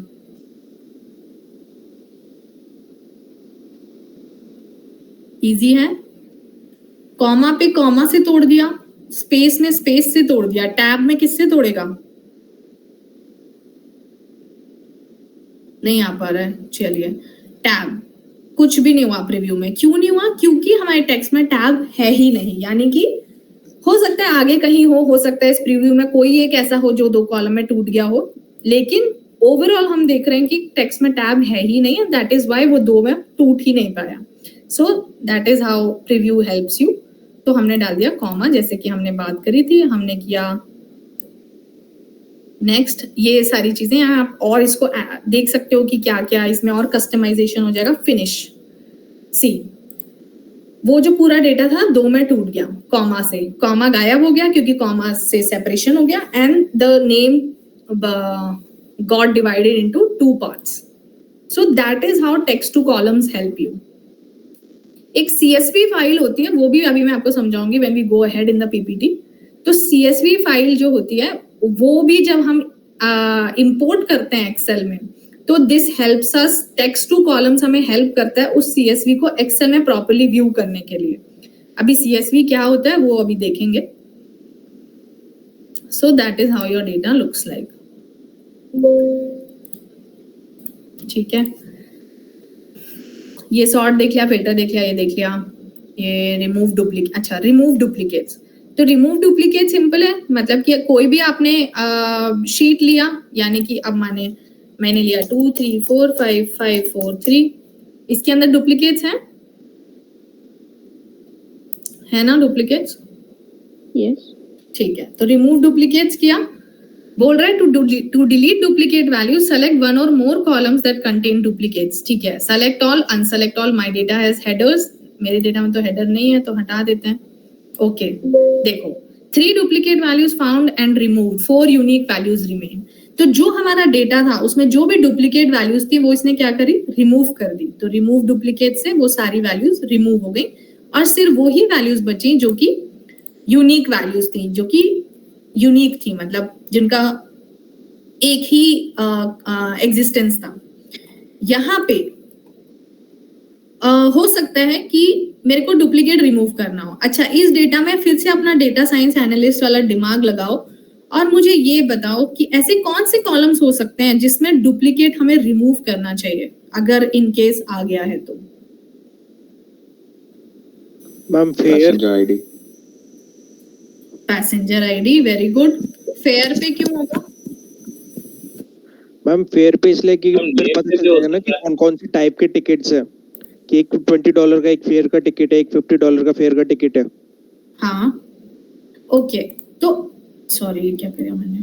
हाँ, तो देखो जो आप बोल रहे हो उसमें हमारा रिक्वायरमेंट ये है कि हमें ये पता चले कि क्या क्या यूनिक फेयर है टिकट्स के, करेक्ट, कि मतलब क्या क्या यूनिक प्राइस है टिकट का। ये रिक्वायरमेंट इस रिक्वायरमेंट से डिफरेंट है कि हम डुप्लीकेट्स को रिमूव करना है। जो आपका रिक्वायरमेंट है वो कुछ इस तरीके का रिक्वायरमेंट कि मेरे पास कोई ऐसा फंक्शन हो जो मुझे यूनिक वैल्यूज दे दे एक पर्टिकुलर कॉलम में। हो सकता है मेरे पास एक यूनिक नाम का फंक्शन हो और मैं लिख दूं कि यूनिक निकाल दो मेरे लिए इस कॉलम का, तो जो आपका ऑब्जेक्टिव है वो पूरा हो जाएगा of getting unique fair values. लेकिन जैसे कि अभी एक बच्चे ने बोला कि पैसेंजर आईडी पे डुप्लीकेट्स हमें रिमूव करने पड़ सकते हैं। क्यों? क्योंकि एक पैसेंजर आईडी के कॉरस्पॉन्डिंग तो एक ही रो हो सकती है, राइट। इन एक पैसेंजर आईडी के कॉरस्पॉन्डिंग इन वाली चीजों की, इन सारे कॉलम्स का दो वैल्यू हो ही नहीं सकता, इट इज नॉट पॉसिबल। तो हो सकता है कि गलती से दो डुप्लीकेट आ गए हों, so we can remove it on passenger ID. So that is how remove duplicates help us in real scenarios. जैसे कि हमने जब आपसे गूगल फॉर्म भरवाए थे तो हमारे पास कभी कभी समहाउ डुप्लीकेट वैल्यूज आ जाती हैं, क्योंकि या तो आप दो आईडी से भर देते हैं तो एक ही बंदा होता है लेकिन मेल आईडी डिफरेंट होती है, या फिर कभी कभी एक ही मेल आईडी से वहां पे दो एंट्रीज शो करता है, तो हमें डुप्लीकेट्स को रिमूव करना पड़ता है ताकि हमारा काउंट खराब ना हो कि बैच में कितना काउंट है या क्या है। तो ये हमारा प्रैक्टिकल तरीका हो गया, मतलब प्रैक्टिकल यूज केस हो गया। ठीक है, आगे आ जाता है डेटा वैलिडेशन। सो डेटा वैलिडेशन किस लिए काम आता है? डेटा वैलिडेशन इसके लिए काम आता है जस्ट कि आपके पास आपको सिर्फ कुछ परमिसिबल वैल्यूज ही अलाउ करनी है कॉलम के अंदर। जैसे कि पहले हम लोग एक अटेंडेंस शीट मेंटेन करते थे in the batch previous to you. उस अटेंडेंस शीट के अंदर क्या पॉसिबिलिटीज हैं बच्चे के अटेंड करने की क्लास को? 3 पॉसिबिलिटीज हुआ करती थी। एक कि वो ऑनलाइन अटेंड कर रहा है, दूसरा वो ऑफलाइन अटेंड कर रहा है, और तीसरा वो एब्सेंट है। There is no other possibility कि जो उस कॉलम में आ सके। ऐसे केसेस में मेरे पास डेटा वैलिडेशन काम आता है। सो डेटा वैलिडेशन क्या करता है मेरे पास? अब देखो अभी आप देखना मैं क्या करते हैं। डेटा वैलिडेशन, एनी वैल्यू, ये आपको पूछा है कि क्या अलाउ करना है डेटा वैलिडेशन में, क्या अलाउ करना है। जनरली हमारा जो अलाउ होता है वो डिफॉल्ट एनी वैल्यू होता है, क्योंकि हम किसी भी सेल में कुछ भी वैल्यू डाल देते हैं, करेक्ट। एक्सेल आपको मना नहीं करता कि आप नहीं इसमें टेक्स्ट नहीं डाल सकते, आप इसमें नंबर नहीं डाल सकते। बाय डिफॉल्ट आप सेल में कोई भी वैल्यू डाल सकते हैं। लेकिन अब क्योंकि हमारे पास एक पर्टिकुलर वो है यूज केस है कि हमको भाई एब्सेंट होगा बंदा, प्रेजेंट हो या फिर ऑनलाइन ऑफलाइन होगा, तो एनी वैल्यू को हम कर देंगे लिस्ट, यानी कि there is a list of values that is permissible for this particular column. Source, क्या क्या सोर्स में आएगा?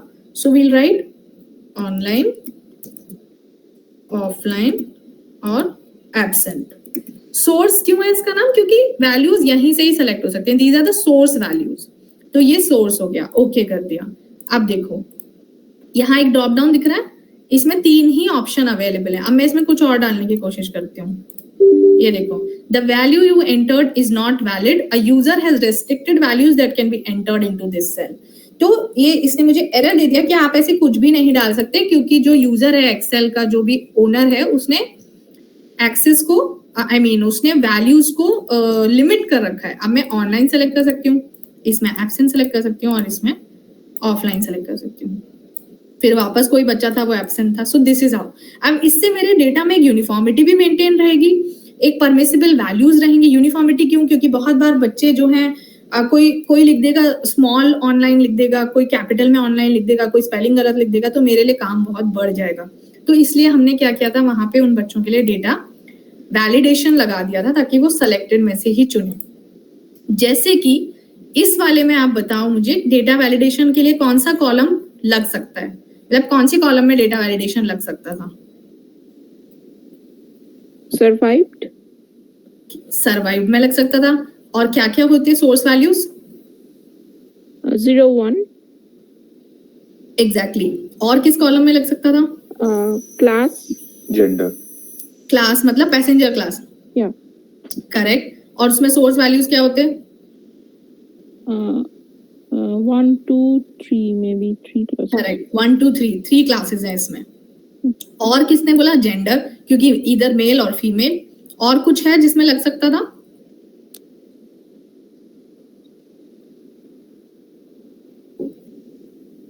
और किसी में लग सकता है कोई और? एम्बार्ग, क्योंकि शिप जो है सेल जो कर रहा है वो उसके कुछ पोर्ट्स ही रहे होंगे, राइट, जिससे कोई पैसेंजर चढ़े होंगे। There can't be like infinite ports और टू मेनी पोर्ट्स। तो एम्बार्क्ड में भी ये एससी।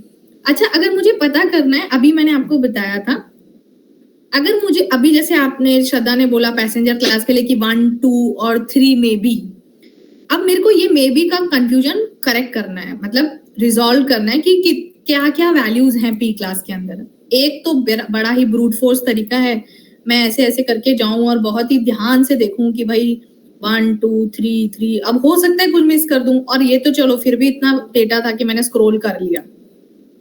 क्या तरीका है मेरे पास ये जानने के लिए कि पैसेंजर क्लास में क्या क्या वैल्यूज हैं? कौन बताएगा? अभी मैंने दूसरा एक फंक्शन बताया था, Filter. कौन सा? मैं फिल्टर का यूज कर सकते हैं, Filter. देखिए कितना वैल्यूज है। ठीक है, कैसे करूं? हम फिल्टर ऑन कर लेंगे मेन टैब के ऊपर, और फिर उसके ड्रॉप डाउन मेन्यू में आपको दिखाएगा कौन से वैल्यूज रहते हैं। फिल्टर लगा दिया, फिल्टर आ गया। अब मैं इसका ड्रॉप डाउन जाती हूँ तो यहाँ क्या आ गया? 1 2 3, सिंपल। तो मेरे पास किसी के लिए भी यूनिक वैल्यूज यहाँ पे शो हो जाते हैं कि क्या क्या वैल्यूज हैं। तो हमारे को इजी हो जाता है डेटा को विजुलाइज करना, देखना कि क्या क्या परमिसिबल वैल्यूज हैं इसके अंदर, या डेटा में कितने यूनिक वैल्यूज हैं इस पर्टिकुलर डेटा फ्रेम को लेकर। ठीक है, यहाँ तक बात सबको समझ में आ गई? I hope it was all clear.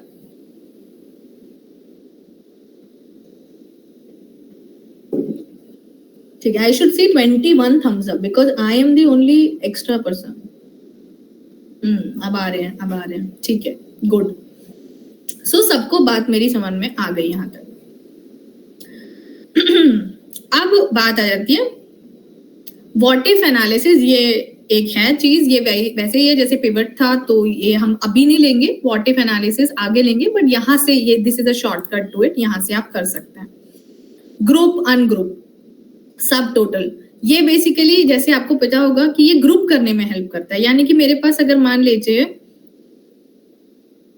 लीजिए दो वो हैं, जैसे 1 1 1 1 1 2 2 सॉरी 2 2 2 3 3 5 6, और यहाँ पे कुछ फिर वैल्यूज हैं, ऐसा कुछ वैल्यूज, कुछ भी रैंडम डाल देती हूँ just to make you understand। अब ये मैंने सॉर्टिंग से ये इतना तो कर लिया कि भाई 1 1 साथ में आएगा और इसका फिर आ जाएगा, दिखेगा साथ में, फिर 2 2 आएगा फिर इसका, लेकिन अभी भी मेरे को मजा नहीं आ रहा डेटा समझने में। तो क्या करा, इसको सेलेक्ट किया, ग्रुप किया, ओके।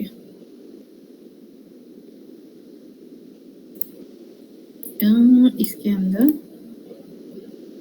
एक सेकेंड,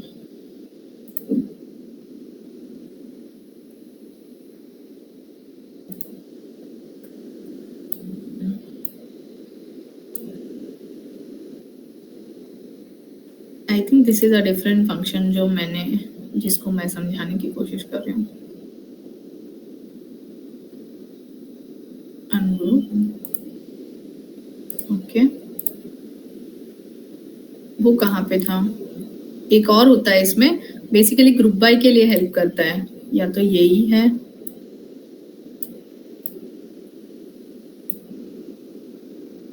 वो तो मेरे को कॉलम का ऑप्शन देता है, ये ग्रुप रोज, ओके।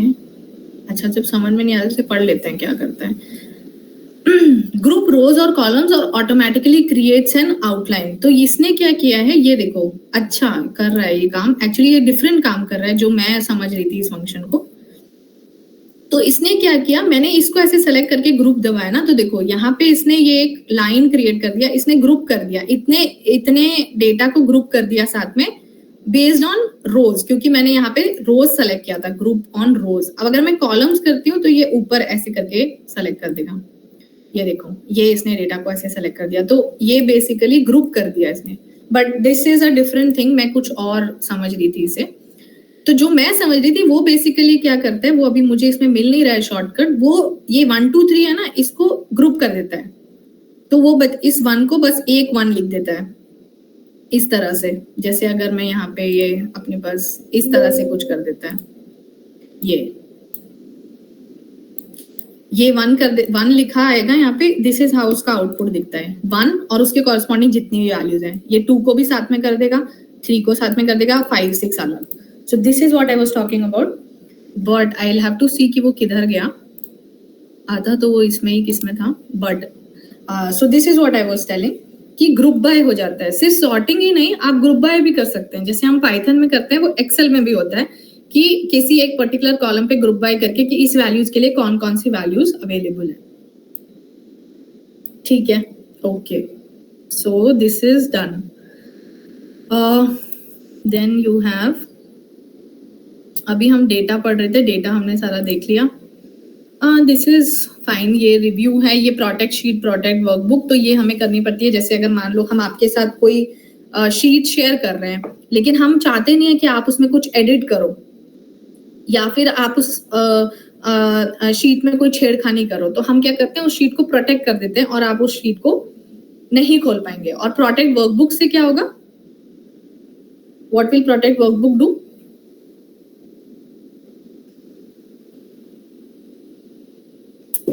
एडिटिंग डिसेबल कर देगा मैम पूरी वर्कबुक की। तो हमने स्टार्टिंग में ही भिड़ते बताया था, राइट, कि ये शीट्स ये होती हैं और वर्कबुक पूरी होती है। तो आप एक पर्टिकुलर शीट को भी प्रोटेक्ट कर सकते हो, देखो प्रोटेक्ट शीट, और एक पूरी वर्कबुक को भी प्रोटेक्ट कर सकते हो, यानी कि पूरी वर्कबुक ही कोई नहीं खोल पाएगा। ये है शेयर वर्कबुक, तो ये किसी के साथ आपको वर्कबुक शेयर करनी है, वो चीज है। व्यू के अंदर क्या है, ये आपको अगेन वही है कि किस तरह से दिखना चाहिए, ये आप खुद एक्सप्लोर करना, बिकॉज ये डेटा एनालिसिस से उतना नहीं है। मैक्रोज जो होता है, ये basically this is like user defined functions, जैसे आप कुछ कह सकते हो कि आप स्टोर कर लेते हो। जैसे एक्सेल में कुछ तो ऑलरेडी होते हैं, राइट, सम, इफ, ये सब जो अभी हम पढ़ेंगे। और कुछ होते हैं जो कि आप बना के स्टोर कर सकते हो ताकि आपको बार बार ना लिखने पड़े। तो जैसे जो बड़े बड़े एक्सेल सॉफ्टवेयर होते हैं या कुछ होते हैं, ऑब्वियसली बात है कि वो कस्टमाइज्ड होंगे, राइट। जैसे अगर मान लीजिए इंजीनियर्स यूज कर रहे हैं उसको, गवर्नमेंट में यूज हो रहे हैं, तो उनको कुछ फंक्शंस बार बार इस्तेमाल होंगे, लेकिन वो जरूरी तो नहीं है एक्सेल में बिल्ट इन हो। उसमें तो कुछ बेसिक फंक्शंस बिल्ट इन है, उन बेसिक को यूज करके आपने कुछ कॉम्प्लेक्स फंक्शंस बनाए। Now you can't be writing them again and again, तो आप उन्हें सेव कर देते हैं, and that is where this comes into action. हाँ, ओके, ठीक है। And this again is like integration वगैरह है, ये डेवलपर का टूल्स हैं इसके अंदर, जब आप इसके अंदर किसी शीट को इंटीग्रेट करना चाहते हो या इस तरीके की चीजें हैं। सो हमने आज पूरे एक्सेल को, मतलब मोटा मोटी तौर पे रिबन में जो भी चीजें हैं उनको ढंग से देखा कि इसमें एक्सेल हमें क्या क्या फंक्शनैलिटीज प्रोवाइड कर रहा है। और दिस डजंट एंड हियर, क्योंकि मेरे लिमिटेशंस है, तो मैं एक एक चीज को एकदम, और मैंने फिर भी काफी अच्छे से कवर करने की कोशिश की है हर टैब को कि कौन क्या करता है। बट आप जाकर उसको हाथ से प्रैक्टिस करो, क्योंकि इवन जब मैं आपको समझा रही थी, आपने देखा होगा कि मैं भी कभी कभी एरर में फंस गई, यानी कि कुछ मैं कर रही थी तो मैंने नई चीज सीखते हैं। तो जब हम करते हैं तो हम बहुत ज्यादा सीखते हैं। जैसे कि मैंने सीखा, जैसे कि आप ही ने मेरे को डिस्कशन में बताया कि पाई चार्ट खुद से नहीं कैलकुलेट करेगा, only when we give that. जो हमने देखा कि जब हमने उसे दे दिया कि मेल 50 है और फीमेल 70 है, तो उसने पाई चार्ट ड्रॉ कर दिया। पर जब हमने बहुत सारे वैल्यूज दिए तो उसने इंटरनली वो नहीं कर पाया, तो उसके लिए पिवट चार्ट का इस्तेमाल करना पड़ता है। तो ये बहुत इंपॉर्टेंट है, क्योंकि ये कोई थ्योरी का सब्जेक्ट नहीं है। आज इसलिए हम लोगों ने ये सेशन इसीलिए रखा था कि आप पहले हमको सुने थोड़ा सा, क्योंकि we had like a lot of discussion yesterday after आप लोग का जो कि किस तरह से how should we change the methodology a bit for you. तो वो यही था कि पहले आप हमको सुन लें और फिर घर पे जाके उन सब चीजों को रिवाइज करो, इस रिकॉर्डिंग को दोबारा से सुनो और उन चीजों को अपने एक्सेल शीट पे इम्प्लीमेंट करो, and you will learn 1000 times more जो मैंने आपको इतने देर में समझाया है। सो दैट इज वन थिंग। तो जो भी सिंसियर है वाकई वो इस चीज को प्रैक्टिस करें जाके। तो अब हमने बात कर ली।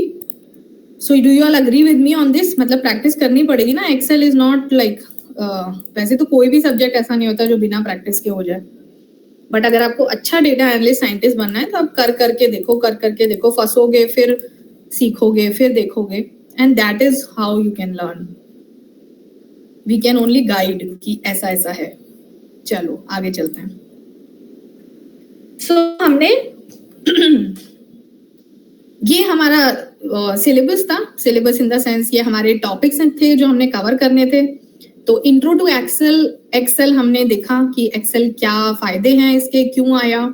अब हमने देख लिया पूरा इंटरफेस ओवरव्यू, यानी कि एक्सेल का वर्कबुक कैसा दिखता है, उसमें क्या क्या ऑप्शंस हैं, क्या क्या टूल्स हैं, ये सारा हमने इंटरफेस में देख लिया। सो that is your interface overview.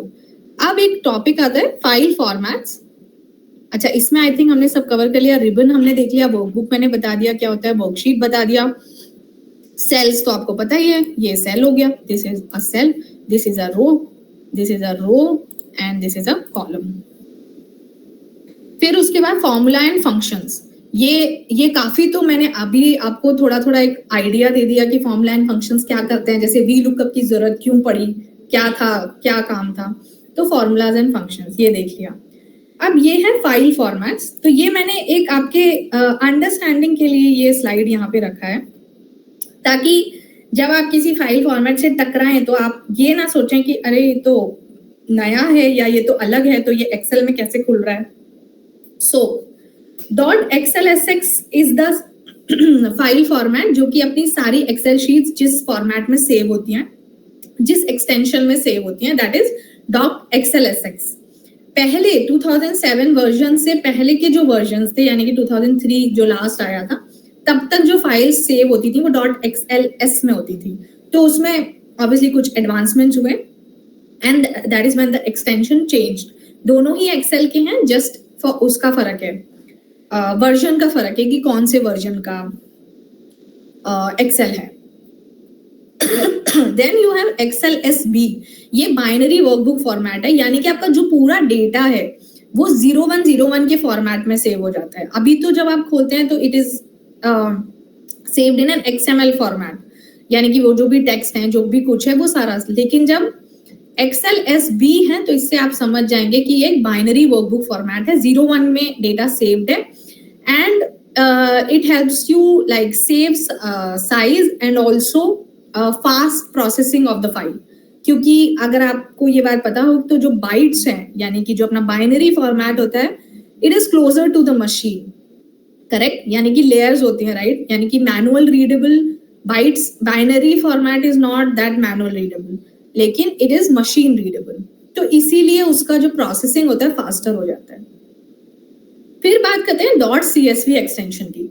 तो .csv एक्सटेंशन जो है ये बहुत ही ज्यादा काम आता है डेटा साइंटिस्ट एनालिस्ट को।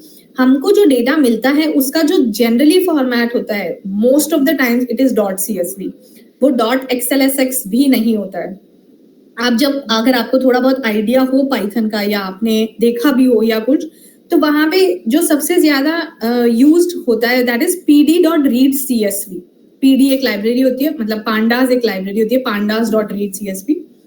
तो वो CSV रीड करने का फंक्शन सबसे ज्यादा काम आता है, क्योंकि सारा डेटा जनरली इसी फॉर्मेट में मिलता है। CSV की फुल फॉर्म होती है कॉमा सेपरेटेड वैल्यूज।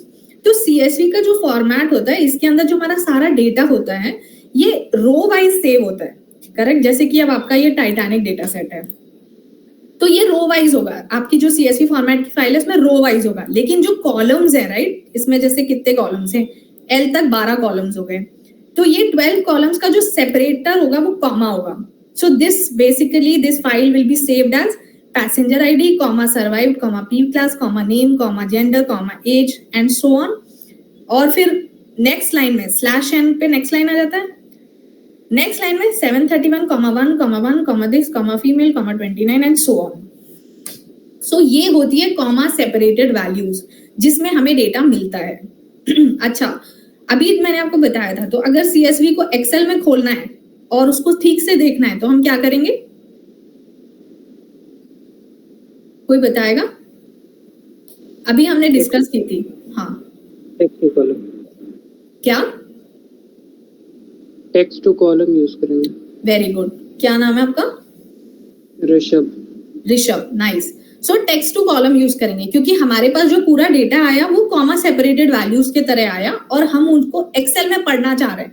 तो पाइथन में हमें वो नहीं करना पड़ता क्योंकि पाइथन तो खुद ही उसको उस फॉर्मेट में रीड कर लेता है। बट अगर हम उस फाइल को एक्सेल में खोल रहे हैं CSV फाइल को, तो हम उसको टेक्स्ट टू कॉलम में कन्वर्ट कर लेते हैं कॉमा डिलिमिटर के साथ and it gives you this readable format. तो ये सबसे ज्यादा वाइडली यूज्ड है। .txt ये बेसिकली ये this is not an Excel format, but ये आपको सिर्फ ये बता रहे हैं कि even the .txt files can be opened in Excel. So ये सिर्फ इसके लिए है। एंड .xlt ये जो है ये एक्सेल के कुछ सेव्ड टेम्पलेट्स होते हैं, यानी कि जैसे मान लीजिए आपने कुछ कस्टमाइजेशंस करके या कुछ चीजें करके एक एक्सेल का टेम्पलेट आप सेव करना चाहते हो सो दैट आप नई जब भी वर्कबुक बनाओ तो आपको वो सारी चीजें दोबारा नहीं करनी पड़े। So that is an .xlt extension, Excel template format. तो उससे आपका वो फॉर्मेट एक रेडी टूल हो जाता है। कुछ भी आपको उससे रिलेटेड करना है आप वो फॉर्मेट फेच कर लेते हो। Then these are some navigations, then there are some navigations and shortcuts. So navigation and shortcut कैसे हैं? ये बहुत easy हैं, कुछ तो जो थोड़े से special हैं वो मैं आपको बता दूंगी। This is very easy, cut, copy, paste. ये सबको पता है, Ctrl X, Ctrl C, Ctrl V. Undo, redo सबको पता है, Ctrl Y, Ctrl Z होता है। ये मेरी स्पेलिंग गलत हो गई, paste special। ये आपको मैं बाद में बताऊंगी क्योंकि हो सकता है अभी आपके समझ में नहीं आए पेस्ट स्पेशल क्या होता है। पेस्ट स्पेशल बेसिकली तब यूज होता है, अच्छा एक्चुअली आपको समझ में आ जाएगा, मैं आपको बताती हूँ। अब मान लो यहाँ पे मैंने ये कुछ लिखा और इसमें मैंने कुछ फॉर्मेटिंग कर दी, ठीक है, ऐसे कुछ फॉर्मेटिंग कर दी। अब अगर मैं इसे Ctrl C करके इस सेल में Ctrl V करती हूँ तो ये एग्जैक्टली पेस्ट हो गया, जैसे ऊपर था वैसे ही पेस्ट हो गया। मेरे को ऐसे नहीं करना था, मेरे को क्या करना था, Ctrl Alt V। अब मैं Ctrl Alt V करके देखती हूँ एंड लेट्स सी। अच्छा पहले Ctrl C तो कर लूं, Ctrl C, Ctrl Alt V। अब देखो पेस्ट स्पेशल खुल गया। तो ये वाली चीज को जब मुझे Ctrl C करके Ctrl V करना था, मतलब Ctrl V किया तो एग्जैक्टली पेस्ट हो गया, जैसा था वैसा की वैसा पेस्ट हो गया। मेरे को नहीं करना वैसा की वैसा पेस्ट, मेरी कुछ लिमिटेड मतलब मेरी कुछ रिक्वायरमेंट्स है। तो पेस्ट ऑल यानी कि सारा जैसा है वो सारा हो जाएगा, पर मेरे को तो नहीं करना। मेरे को क्या करना है, सिर्फ वैल्यू पेस्ट करनी है। I don't want to paste everything, I just want to paste the value. Okay, तो देखो पेस्ट स्पेशल हो गया। तो जो फॉर्मेटिंग थी वो मुझे पेस्ट नहीं करनी थी, तो उसने विदाउट फॉर्मेटिंग सिर्फ जो सेल की वैल्यू थी वो पेस्ट कर दी। So that is how paste special helps you. तो मैंने पहले इसलिए आपको बोला कि समझ में नहीं आएगा क्योंकि मैं आपको फॉर्मूला के थ्रू समझाने की कोशिश करी थी, बट देन आई रियलाइज कि ऐसे भी समझा सकते हैं। सो ये समझ में आया, पेस्ट स्पेशल का यूज समझ में आया, ठीक है। इसका और अच्छा यूज एक्चुअली तब आता है जब आप फॉर्मूलाज पढ़ेंगे, तब आपको सिखाएंगे दोबारा से। बट बात आपको समझ में आ गई कि ये सिर्फ वैल्यू या कुछ स्पेसिफिक चीज जो आपको करनी है उसके लिए काम आता है। तो पेस्ट स्पेशल हो गया। एडिट करंट सेल, तो आप एडिट करने के लिए करंट सेल को क्लिक करके भी कर सकते हो और F2 भी कर सकते हो। यानी कि ये था मान लीजिए, तो मैं इसमें F2 भी दबा सकती हूँ। आपके लैपटॉप पे डिपेंड करता है आप F2 दबाओगे या फंक्शन F2।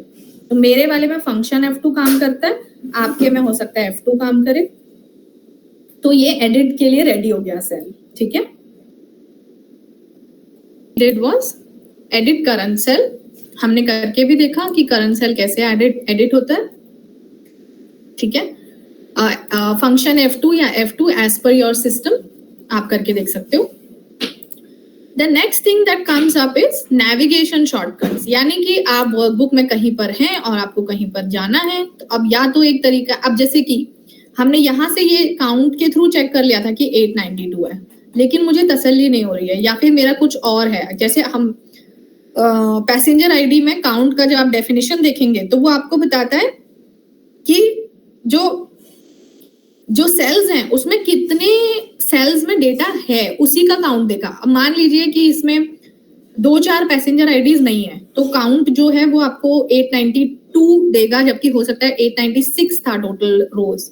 तो काउंट देख के मेरे को सेटिस्फैक्शन नहीं मिल रहा, मुझे नीचे जाना है, मुझे एकदम लास्ट में जाना है जो रो अवेलेबल थी।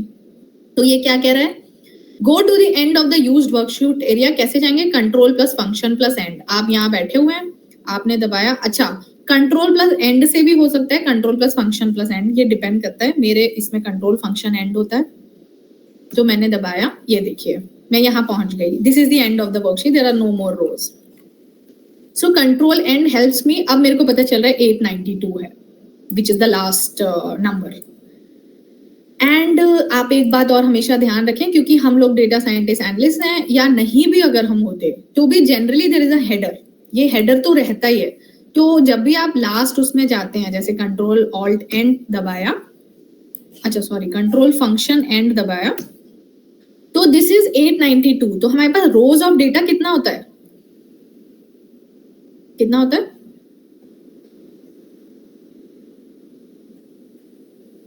सब लोग हैं, एनीवन? 891। शाबाश। तो रोज ऑफ डेटा हमारे पास 891 होते हैं, क्योंकि एक हमारा हेडर खा जाता है। तो 892 हम रिपोर्ट नहीं करते हैं, रोज ऑफ डेटा 891 करते हैं। ये एक ध्यान देने वाली बात है, और जब आप काम करेंगे तो अपने आप ही आपका ध्यान चला जाएगा। So that is how it helps you. Go to the beginning of the row. अब मैं कहीं पे बीच में थी, मेरे को टॉप पे जाना है, तो now I do control function home. तो मैं फर्स्ट सेल पे आ जाती हूँ, A1 पे। Go to the beginning of the row, which is your, इस ये भी ऐड कर देते हैं, A1, this is your A1 cell। फिर आ जाता है move one up down one page, this is just page down page up करोगे। बहुत बड़ी एक्सेल शीट है, ये तो बहुत कम डेटा है 892। जब आप डेटा पे काम करते हैं तब आपके पास बहुत ज्यादा डेटा होता है, it's in lakhs of rows that are there. तो उसके लिए this page up page down can help you, ताकि आप जल्दी जो है नीचे ट्रैवल कर सकें। ये देखो जल्दी हो रहा है ना, 30 का वो हो रहा है jump. Then you move to the next or previous worksheet. अच्छा ये तो हम उसी पेज में ऊपर नीचे जा रहे थे। अब मुझे वर्कशीट्स में अगर ट्रैवल करना है तो मैं ऐसे भी कर सकती हूँ सीधे, बट कुछ लोग माउस कम यूज करते हैं, जैसे कीबोर्ड पे काम कर रहे हैं तो इट इज इजियर, कीबोर्ड पे फास्ट हो जाता है। तो it is saying control plus page down अगर आप दबाते हैं, अभी तक हम सिर्फ पेज अप पेज डाउन कर रहे थे, कंट्रोल प्लस पेज डाउन दबाने से कंट्रोल फंक्शन पेज डाउन, ठीक है मेरे में वही है फंक्शन लगता है, कंट्रोल फंक्शन पेज डाउन। देखो शीट चेंज हो रही है, दिख रहा है, और पेज अप करेंगे ऊपर आते जाएंगे। So this is how you change in worksheets. So मेरे में ये again this is a function thing जो मुझे मेरे में लगती है, which is fine. Some useful shortcuts, this you know already, save control S होता है, open control O होता है, find control F होता है, and this is your auto sum। जब हम sum पढ़ेंगे तब हम इसके बारे में और देखेंगे। बाकी अगर आपके पास रोज दे रखी हैं, sum तो सब जानते ही हैं, बहुत बेसिक चीज है। आपके पास रोज दे रखी हैं, आपको उनका sum निकालना है, तो आप सिर्फ alt प्लस इक्वल टू दबाते हैं तो आपका काम बन जाता है। 2 3 4 सॉरी, ये इसको मैं ऐसे ही कर देती हूँ। अच्छा ये चीज भी मैं बताना आपको भूल गई, ये वाली जो चीज होती है वैसे आपको याद होगी, तो ये एक्चुअली पैटर्न लर्न कर लेता है। ये वाला जो प्लस साइन होता है पैटर्न लर्न कर लेता है, और उसको आप नीचे रेप्लिकेट कर सकते हैं जहां तक भी आपको करना है, और आपको पूरी शीट में रेप्लिकेट करना है जितनी में भी डेटा है। जैसे मैं टाइटैनिक से बताती हूँ, यहाँ पे आपने कुछ लिखा, मान लीजिए 1, अब आपको ये 1 जो है यहीं तक रेप्लिकेट करना है, तो आपने ऐसे कर दिया, बट आपको यहीं तक नहीं, आपको जहां तक वर्कबुक में वर्किंग एरिया है वहां तक करना है। So what you will do, आप में से आप पता होगा सबको क्या करेंगे, ये तो याद होगा, दिस इज डबल क्लिक। शाबाश। So this is what you do, right. तो पूरे वर्किंग एरिया में जहां तक भी वर्किंग एरिया है वो पूरा 1 1 हो जाएगा। सो this basically learns the patterns. यही अगर आप 1 2 3 कर देते तो वो उसको पता चल जाता है, अच्छा इसको 1 2 3 करना है, यानी कि ये एक एक बढ़ा देता है नेक्स्ट सेल में, तो ये अपने आप बढ़ा देगा 4 5 6 7। देखो, so it is very smart. So ये मैं बताना एक चीज भूल गई थी, सो जो अब हमारे काम आ गई। अब हम जो चीज देख रहे थे वो हम क्या देख रहे थे, auto sum, alt plus equal to. तो जैसे मान लो मेरे पास ये है, सॉरी ये इस पे वैलिडेशन लगा हुआ है। अच्छा,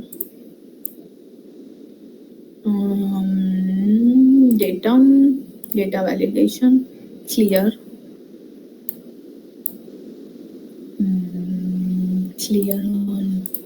ओके, डेटा वैलिडेशन हट गया इसका।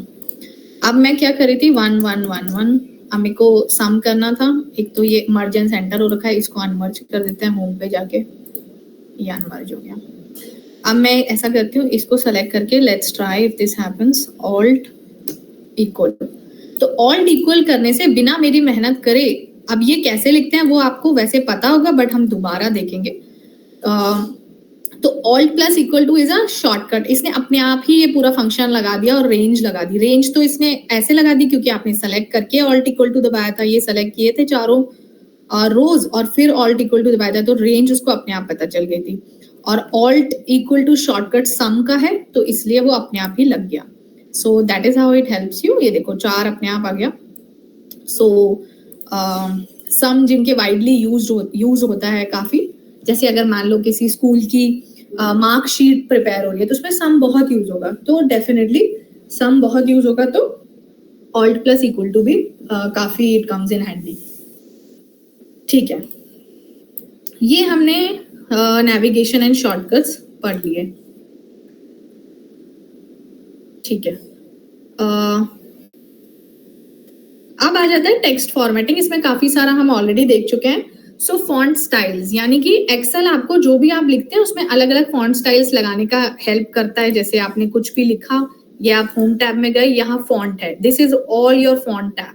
जो भी चाहिए, जो भी फॉन्ट चाहिए, जो भी फॉन्ट साइज चाहिए, जो भी कलर चाहिए, बोल्ड, इटैलिक, अंडरलाइन, ये सब आपको यहाँ पे मिल जाता है। इसके अलावा स्ट्राइक थ्रू, सुपरस्क्रिप्ट, सबस्क्रिप्ट, जब हम फॉर्मूले वगैरह लिखते हैं स्पेशली या फिर नोटेशंस लिखते हैं तो सुपरस्क्रिप्ट सबस्क्रिप्ट हमारे काफी काम आती है। तो सुपरस्क्रिप्ट सबस्क्रिप्ट का भी ये ऑप्शन देता है। फॉन्ट में आप एक्सप्लोर करोगे तो आपको मिल जाएगा। ये देखो यहाँ पे हम गए, ये देखो सबस्क्रिप्ट, तो यहाँ पे हमको या फिर सुपरस्क्रिप्ट जो भी चाहिए and then you do okay. तो यहाँ पे आप कुछ डालेंगे तो वो आपके देखो ये ऐसे ऊपर आ गया, राइट, क्योंकि इस सेल पे क्या हमने सुपरस्क्रिप्ट सेलेक्ट कर रखा था। So that is how it helps you. Then alignment हम देख ही चुके हैं। हॉरिजॉन्टल अलाइनमेंट कर सकते हैं, वर्टिकल अलाइनमेंट कर सकते हैं, यानी कि लेफ्ट सेंटर राइट कर सकते हैं, या फिर ऊपर नीचे कर सकते हैं कि सेंटर में दिखाना है वैल्यू, जैसे ये है तो टॉप पे दिखाना है। इसमें तो एक ही बात है क्योंकि सेल का विड्थ है इतना। मैं इसको चौड़ा कर देती हूँ। अब सेंटर हो रखा है, अब ये नीचे चला गया, ये ऊपर, इस तरह से। सो वर्टिकल अलाइनमेंट हो गया। हॉरिजॉन्टल अलाइनमेंट ये हो गया, और एक ये रोटेशनल अलाइनमेंट भी है। तो ये देखो ऐसे। अब ये ठीक है, वो मैं आपको बता रही हूँ, बाकी आपके यूज केस पे डिपेंड करता है कि आपको, बाकी ये मुझे तो कभी काम नहीं आया, लेकिन हाँ डिपेंड करता है कि क्या आप कर रहे हो सकता है कुछ आप अगर आप डैशबोर्ड वगैरह बना रहे हो एक्सेल में और लोगों को विजुअलाइज करके दिखा रहे हो तो डेफिनेटली ये टूल आपको काम आ सकता है। फिर है सेल फिल एंड बॉर्डर। ये सब आपको वर्ड से आता होगा। तो जैसे ये है, इसका सेल फिल करना है, यहाँ पे आप गए सेल फिल हो जाएगा ब्लैक कलर। बॉर्डर करना है बॉर्डर का भी कहीं तो आता है, इसमें ही आता है। ढूंढ के बताओ कहाँ है।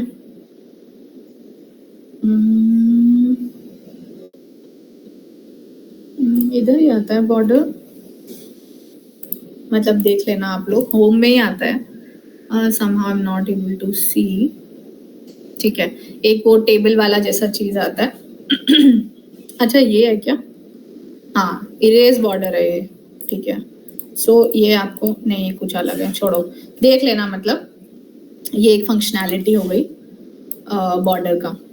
जैसे देखो यहाँ पे इसमें तो आता है, ये जब अपन करते हैं ना टेबल बनाते हैं तो बॉर्डर का ऑप्शन आता है। सो वही है। फिर उसके बाद नंबर फॉर्मेटिंग, ये आपको मैंने शुरू में ही बता दी थी। नंबर फॉर्मेटिंग ये जो हमारे यहाँ पे कि आपको जनरल चाहिए, करेंसी में चाहिए, क्योंकि कई बार हम लोग जैसे हमारे कंपनी में जब हम लिखते हैं तो हम सेल्स बता रहे होते हैं, तो सेल्स तो हमेशा हमारी डॉलर्स में होती हैं, तो हम डॉलर तो उस कॉलम को हम ऑटोमेटिकली करेंसी बना देते हैं। फिर आप अपने रीजन के हिसाब से, जैसे इंडिया है तो आप रुपीज यूज कर रहे हैं या जो भी है। और इसके अंदर एक और चीज होती है, जैसे कि आपका नोटेशन क्या है। जैसे कि आपने मान लीजिए बहुत बड़ा नंबर लिखा, इस तरह से एक बहुत बड़ा नंबर लिख दिया। Now this is this readable? ये रीडेबल नहीं है, इसको रीड करना बहुत मुश्किल है। इसको नंबर बना देते हैं पहले तो। अच्छा, इसमें डेसिमल का भी होता है, ये देखो, ये डेसिमल ऑप्शन होता है बेसिकली। इससे आप डेसिमल हटा सकते हैं। ये देखो, एक बार दबाया तो एक बार हट गया, दूसरी बार दबाया, अब लगाना है तो आप इससे डेसिमल लगा सकते हैं। कितने प्रिसाइज आपको डेसिमल तक जाना है, that is how it helps you. अभी हमको नहीं चाहिए। और मैं इसमें कर क्या रही थी, हाँ, कॉमा आपको दिखा रही थी। सो this is what helps you in readability. तो ये जब हम नंबर्स प्रेजेंट करते हैं अपनी कंपनी में, या हमने अपना पूरा काम कर लिया और हम दिखा रहे होते हैं, देखो हमारे मॉडल से ये फर्क पड़ा सेल्स पे या जो भी है, तो हम नंबर्स में ये लगा देते हैं। सो सी इसका रीडेबिलिटी कितना बढ़ गया। नाउ दिस अगेन डिपेंड्स, आप इंडिया में हो तो 2 पे लगाओगे, मतलब लास्ट वाला 3 एंड देन 2, और ये जो है ये यूएस वाला सिस्टम हो गया, 3 वाला, मिलियंस वाला। ऐसे बहुत सारी चीजें हैं जो मुझे दिखता जा रहा है वो मैं बताती जा रही हूँ, बाकी तो it is on you to explore. Conditional मैंने बता दिया कि कुछ कंडीशंस पे मुझे फॉर्मेटिंग करनी है। फॉर्मेट पेंटर भी बता दिया कि किसी का फॉर्मेट आपको एग्जैक्टली पेंट करना है दूसरे पे। रैप टेक्स्ट भी बताया था, कॉलम छोटा पड़ रहा है तो आप रैप टेक्स्ट कर देते हैं तो कॉलम का विड्थ बढ़ जाता है। टेक्स्ट टू कॉलम्स भी मैंने आपको बता दिया कि कैसे हम गिवन यूज केस के अकॉर्डिंग डिफरेंट कॉलम्स क्रिएट करते हैं। ओके, रिमूविंग डुप्लीकेट्स भी मैंने आपको बता दिया कि डेटा मैनिपुलेट कैसे करते हैं, कि हम डुप्लीकेट्स रिमूव करते हैं उसको सेलेक्ट करके। दिस इज डेटा फिल्टरिंग, जिसका शॉर्टकट कंट्रोल शिफ्ट एल है। मल्टी लेवल सॉर्टिंग, ये क्या है, what is this multi level sorting, कौन बताएगा?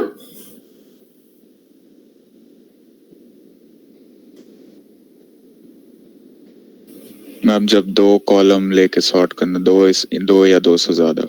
Exactly, multi level. एक लेवल पे सॉर्टिंग नहीं है, मल्टी लेवल है कि पहले इस पे सॉर्ट करो, फिर इस पे सॉर्ट करो, फिर इस पे सॉर्ट करो। सो that is multi level sorting, जो अभी हमने देखा था। डेटा वैलिडेशन क्या है, कोई और बताएगा? आई वांट मल्टीपल वॉइसेस, मेरे को अलग अलग बच्चों की आवाजें आनी चाहिए। डेटा वैलिडेशन अभी बताया था, इतनी मेहनत करके समझाया है, एक बच्चा तो बता दो। हो सकता है आप लोग नाम भूल गए हो। हाँ बताओ। मैम, जब जो वैल्यूज एंटर करने हैं कुछ कैटेगरी में आना चाहिए जो हम लोग को चाहिए, जैसे ऑनलाइन, ऑफलाइन। एग्जैक्टली। तो जो हमने डेटा वैलिडेशन किया उसमें परमिसिबल वैल्यूज कुछ ही होनी चाहिए। डेटा वैलिडेशन, नाम से ही पता चल रहा है कि ओनली कि जो भी डेटा डल रहा है सेल में उसका वैलिडेशन क्या है। या तो नो वैलिडेशन है, सारे वैल्यूज परमिसिबल हैं, या फिर आपने कुछ सोर्स वैल्यूज डाल रखे हैं कि यही हो सकती हैं। ठीक है, so this is how data manipulation works. Then हमने बेसिक डेटा विजुअलाइजेशन भी कवर कर लिया। हमने देखा कॉलम चार्ट बनते हैं, हमने देखा बार चार्ट बनते हैं, जो हमने स्टैट्स में भी पढ़ा था कि हमारे पास एक नीचे वैल्यू आती है और ऊपर फ्रीक्वेंसी के हिसाब से चार्ट बनता है। लाइन चार्ट भी हमने देखा क्या होता है, जो लाइन के थ्रू रिप्रेजेंट होता है। यहाँ से आप सारे चार्ट्स को एक्सप्लोर कर सकते हो। ये लाइन चार्ट कहाँ है इसमें, this is your line charts. ये 2D लाइन है, ये 3D लाइन है, so this are you can see more line charts. अच्छा, पहले वो बोल रहा है सेलेक्ट करो, फिर मैं दिखाऊंगा आपको चार्ट्स, कोई बात नहीं। फिर इसके बाद पाई चार्ट हमने देखा। स्कैटर प्लॉट आपको पता होगा, स्कैटर प्लॉट क्या होता है, मैं आपको प्लॉट करके भी दिखा देती हूँ जस्ट फॉर दिस थिंग। जैसे एज है तो मेरे को इंसर्ट करना है चार्ट। स्कैटर प्लॉट ये है, देखो इसमें बहुत सारे वैल्यूज है, राइट, और उसमें लिखा भी आ रहा है स्कैटर चार्ट। तो मेरे को ये इंसर्ट करना है, ये देखो मेरे पास ये एज जो है ये 90, 80, 70, 60 जो भी एज है ये प्लॉट हो गई है और स्कैटर्ड है, यानी कि सारे पॉइंट्स में बस पूरे ग्राफ में पॉइंट्स लोकेटेड हैं कि भाई ये यहाँ पे यहाँ पे पॉइंट्स लाई कर रहे हैं। So that is what is your scatter plot. So ये हो गया स्कैटर प्लॉट। और आप आगे भी पढ़ते हैं, जब आप डेटा साइंस में फिर से दोबारा भी पढ़ेंगे, मतलब प्लॉट करेंगे, बट यहाँ पे आपको पता चल गया कि ये कैसा दिखता है. And then area chart line chart जैसा होता है, बस उसके अंदर जो लाइन एरिया कवर कर रही होती है वो कलर हो जाता है. That's it. This will take up in the next class. Functions and its categories. किस किस तरह के फंक्शंस होते हैं ये हम देख सकते हैं बस, लेकिन उनको करके या उनको लिख के हम नेक्स्ट क्लास में देखेंगे. सो फंक्शंस क्या होता है बेसिकली, पहले तो ये जान लेते हैं. तो फंक्शंस जो होते हैं वो प्री डिफाइंड फॉर्मूलाज हैं एक्सेल में. बेसिकली फॉर्मूला है, जैसे एडिशन का फॉर्मूला क्या है, a प्लस बी. सब्ट्रैक्शन का क्या है, a माइनस बी. मैक्स का क्या होता है, जो भी गिवन नंबर्स है उनमें से जो मैक्सिमम है दैट इज योर मैक्स का फॉर्मूला. तो जो ऑलरेडी फॉर्मूलाज प्री डिफाइंड है फंक्शन एक्सेल में, they are called functions. And ये जो फंक्शंस है ये बहुत सारी कैलकुलेशंस परफॉर्म करते हैं और डेटा को मैनिपुलेट करने में हेल्प करते हैं. और इसी के लिए फंक्शन एक्सेल एक काफी वर्सेटाइल टूल है, because it helps you to deal with data and do manipulations on the data and draw insights from the data. अलग अलग तरह के फंक्शंस हो सकते हैं. मैथमेटिकल जैसे कि सम निकालना, एवरेज निकालना, स्क्वायर रूट निकालना, ये सब मैथमेटिकल हो गए. लॉजिकल फंक्शंस मतलब कि कंडीशंस दी हुई हैं. तो इफ एक लॉजिकल फंक्शन हो गया क्योंकि आप लॉजिक देते हैं. If this is true do this, if this is not true do that. Simple. कैसे लिखते हैं क्या है वो हम अगली बार देखेंगे. इसके अलावा एंड और हो गया कि दोनों कंडीशन ट्रू हैं, तो एंड का रिजल्ट क्या होता है, 1 and 1 क्या होता है, what is 1 and 1? 1. And what is 1 and 0? 0. 1. 0. No, 1 and 0 is 0. True and false करेंगे, बाइनरी ऑपरेशन करेंगे ट्रू एंड फॉल्स में. लॉजिकल एक कंडीशन अगर ट्रू है एक फॉल्स है तो overall the condition is false. अगर और होता है बीच में then the overall condition becomes true even if one of them is true, क्योंकि कंडीशन कह रही है और. ट्रू और फॉल्स ट्रू हो जाएगा क्योंकि एक भी अगर ट्रू है तो ठीक है, पर एंड कह रहा है कि सारे ट्रू होने चाहिए, एंड लगा है बीच में. So that is your logical operations. Then आ जाते हैं टेक्स्ट ऑपरेशंस. जैसे कि अगर आपको दो टेक्स्ट को कंबाइन करना है तो आप concatenate यूज करते हैं. फॉर एग्जाम्पल जैसे मैंने आपके डेटा में हमने यूज किया था कि हमने आपको गूगल ग्रुप में ऐड किया, तो गूगल ग्रुप में ऐड करने के लिए हमें आपके नाम कॉमन देने थे, मतलब नॉट गूगल ग्रुप में कॉन्टैक्ट लिस्ट में ऐड करने के लिए. अगर हम आपके सिर्फ नाम से आपको ऐड कर देते तो it would have been difficult to recognise you. तो हमने क्या किया था कि इसी तरीके से आपके नाम हमारे पास आए थे गूगल शीट्स में. फिर हमने एक नया कॉलम बनाया और उसमें डाला इंटर्न बैच 2 ऐसे, क्योंकि आप बैच 2 के फेलोज हैं. सो डीएस फेलोज बैच 2 ऐसे करके हमने एक कॉलम बनाया और सबके नाम को इस डीएस फेलो बैच 2 के साथ कॉन्कैट कर दिया. कॉन्कैट का मतलब समझते हैं राइट, दो चीजों को जोड़ देना. तो आपका नाम अगर ए था तो आपका फाइनल नाम क्या बन गया, डीएस फेलो बैच 2 अंडरस्कोर ए. मतलब कॉन्कैट करने से दोनों जुड़ गए, तो आपकी आइडेंटिटी हमारे कॉन्टैक्ट्स में सेव हो गई as a intern, as a fellow. ठीक है, तो दिस इज योर टेक्स्ट. उसके बाद डेट एंड टाइम मैंने बताया कि भाई आपको कोई डेट दी हुई है, अब आपको उससे डे निकालना है तो एक्सेल वो भी करके दे देता है. आपने मान लीजिए 1997 की कोई डेट दे दी या अभी 4-5 दिन बाद की कोई डेट दे दी, तो आप उसको बोल सकते हो उसका वीकडे निकाल के मुझे बता दो, जैसे अभी हमने किया अभी तक शायद. देन लुकअप एंड रेफरेंस, वो हमने देखा कि क्या काम आता है, क्यों होता है. उसके फंक्शंस हो जाते हैं H lookup, V lookup, index, match, ये सब. Then you have statistical functions. Stats हमने पढ़ा ही है, तो जैसे स्टैंडर्ड डिवीजन निकालना है, मीडियन निकालना है, मीन निकालना है, मोड, वेरिएंस, ये सब जो चीजें निकालनी है that is your statistical functions. तो ये हो जाते हैं अपने कि एक्सेल में फंक्शन क्या करते हैं और किस किस तरह के फंक्शंस अवेलेबल होते हैं. नेक्स्ट क्लास में we look into, next session में क्या देखेंगे कि फंक्शन कैसे लिखा जाता है, उसके क्या क्या पार्ट्स होते हैं, क्या उसका सिंटैक्स होता है, क्या उसमें जाता है, क्या वो करता है और किस तरह से लिखा जाता है. So that will be the coverage of the next session. So I hope everything is clear till here, right. यहाँ तक हमने कवर करा आज की क्लास में पूरा. This complete thing we covered and this we covered. So all of you got understood the concepts, आप सबको समझ में आया, बेसिक एक्सेल क्लियर हुआ, टूल कितना वाइडली यूज्ड है और कितने सारे इसमें फंक्शंस हैं वो भी आपको समझ में आया होगा. And the purpose for this session was this only कि आप फिर से एक बार शुरू से हम शुरू करें. Before diving into R data, मतलब जो हमारे डेटा प्ले के डेटा पे आप करने वाले हैं टू प्रैक्टिकली अप्लाई एक्सेल, उससे पहले we thought let us give you a even like a basic introduction. क्योंकि आपके शीट से हमें समझ में आया that some of you are not comfortable with Excel, so that is why we kept this session to और भी ज़्यादा शुरू से समझने के लिए. So I hope the session was useful and आप लोगों को हेल्प हुआ होगा. एंड आगे के जो भी हम प्रैक्टिकल सेशंस करेंगे, this knowledge and this will help you to implement those things in your practical sessions. So yes, that was it. You have any doubts? You can ask.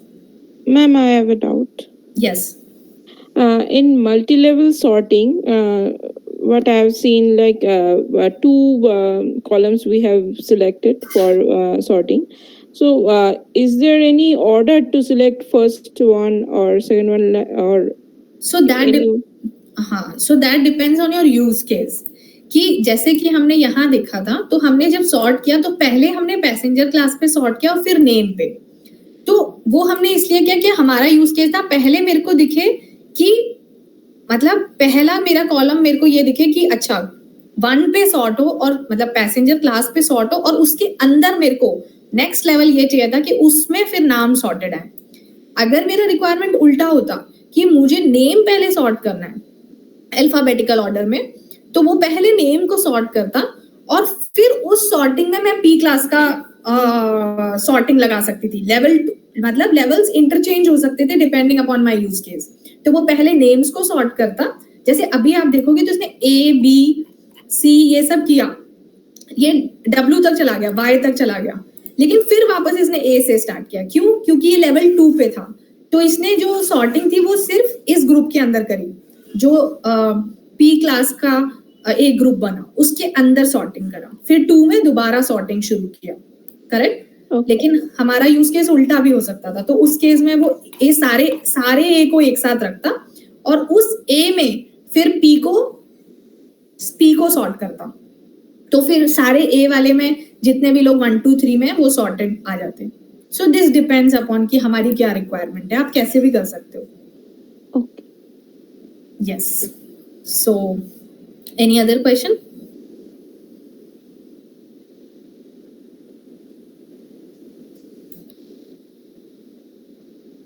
Okay, that was it for this session.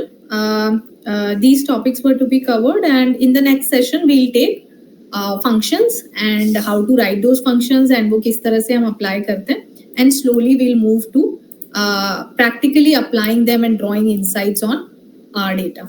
So I hope that was helpful.